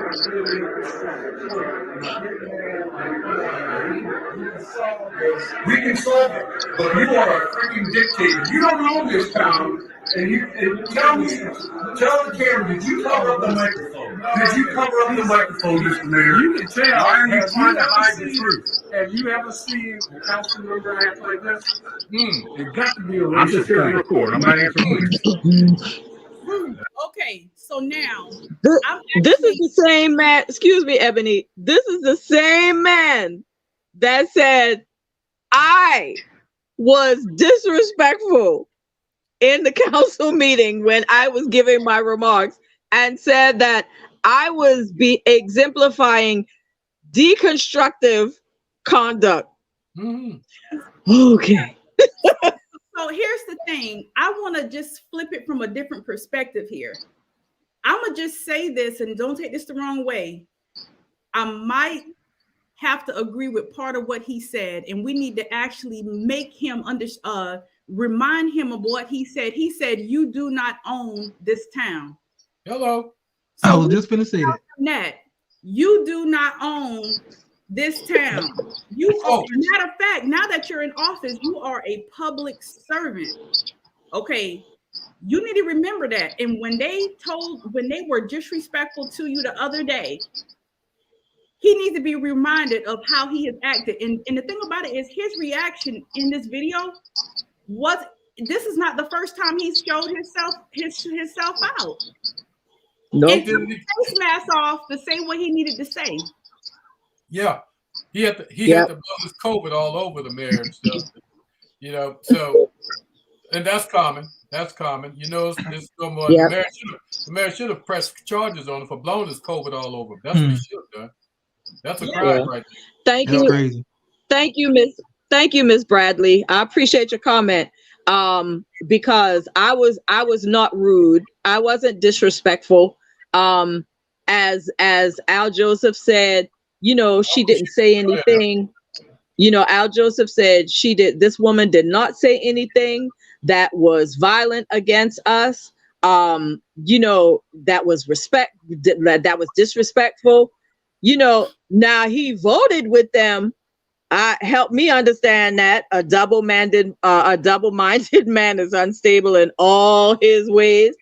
But and I appreciate, and I do want to say, I do appreciate City Councilman Hobson Milton for taking the stand that he did. He voted against it, and he spoke out against it, and he tried to warn them that they were getting ready to go down a slippery slope and open up a can of worms that they were going to get beat with. And so he did try to do that, and they completely ignored him and voted anyway. But I appreciate the fact that he stood up for what he believed was right. Al Joseph should have done the same thing, because your actions and your words, Mr. Joseph, did not line up. Yeah. Well, what you said was worse than disrespect. You told the truth. How dare you do that? How dare you? I know. And I will say, to date, January the 29th at 12:34, we have still not gotten a response from the mayor. So I think the next meeting I'm gonna bring see if I could get somebody to bring their service dog to the meeting and put the service dog in a little t-shirt and have the service dog to ask for a meeting for us, because obviously that is what gets their attention and that's what's important. So I'm gonna see if anybody got a service dog that they can volunteer. I cut off the first time. I think our viewers need to understand this, and I'm sure most of them do. If you live in the city of Georgetown, oh my bad, I'm over the time. I'm sorry. 2 more seconds. Deontay Winchester, we are gonna have the police come and escort you from your mic. Don't call the police on me.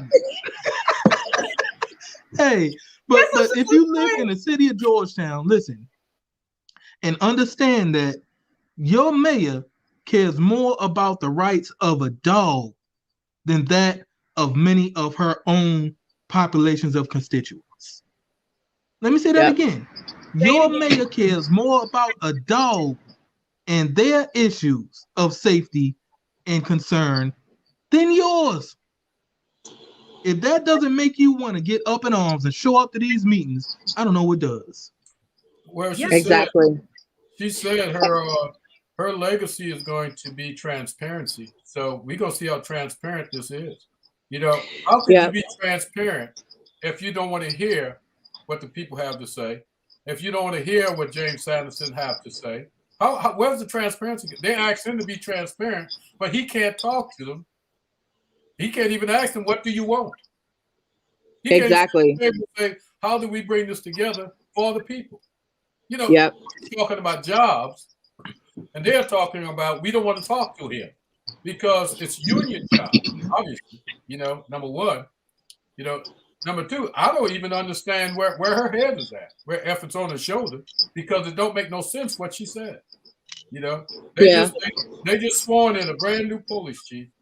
As a matter of fact, he lost his mother, so our condolences goes out. Our condolences. Wow. Yes. Praying for you. He's dealing with that. He told me that the other day.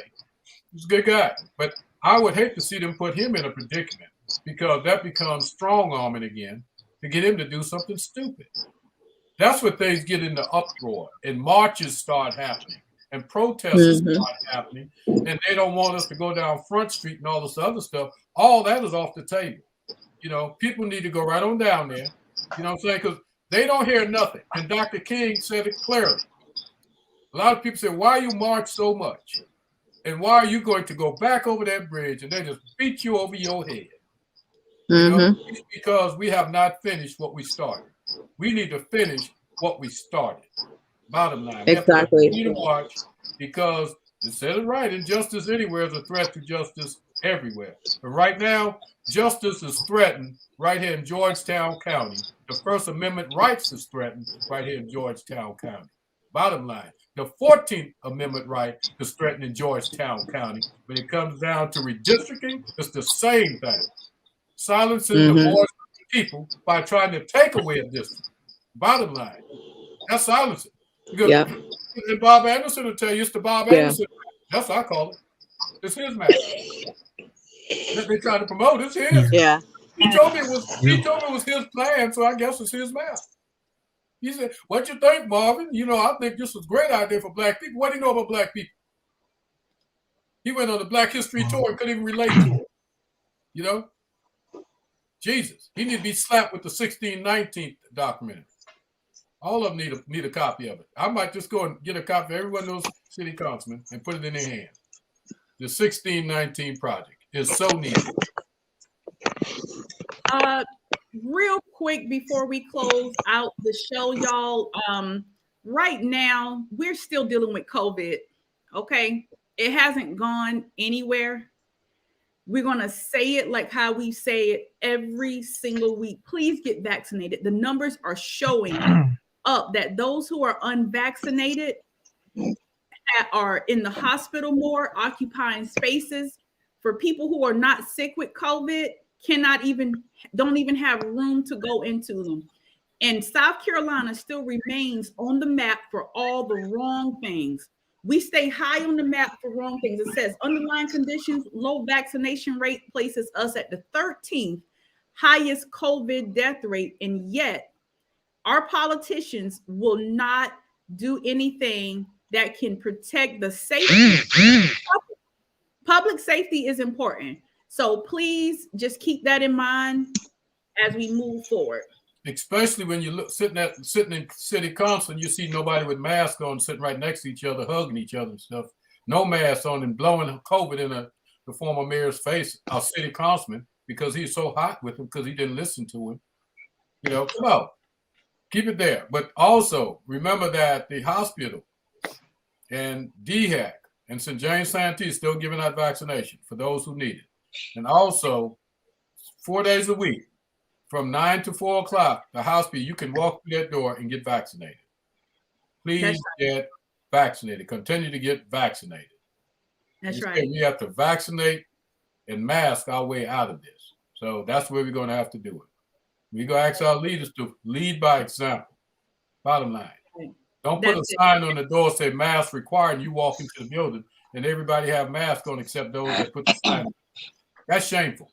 I see it everywhere I go. Put a mask on. It's required, but everybody you walk through the door that's in the organization, that work for the organization, is unmasked. Shameful. Yep. Yep, Yeah. it is. So, and Abby, I know you want to close, but I do want to ask, maybe next week, one of the things that really needs to be a topic of discussion is with them trying to do this new law or ordinance for pets and banning tethering.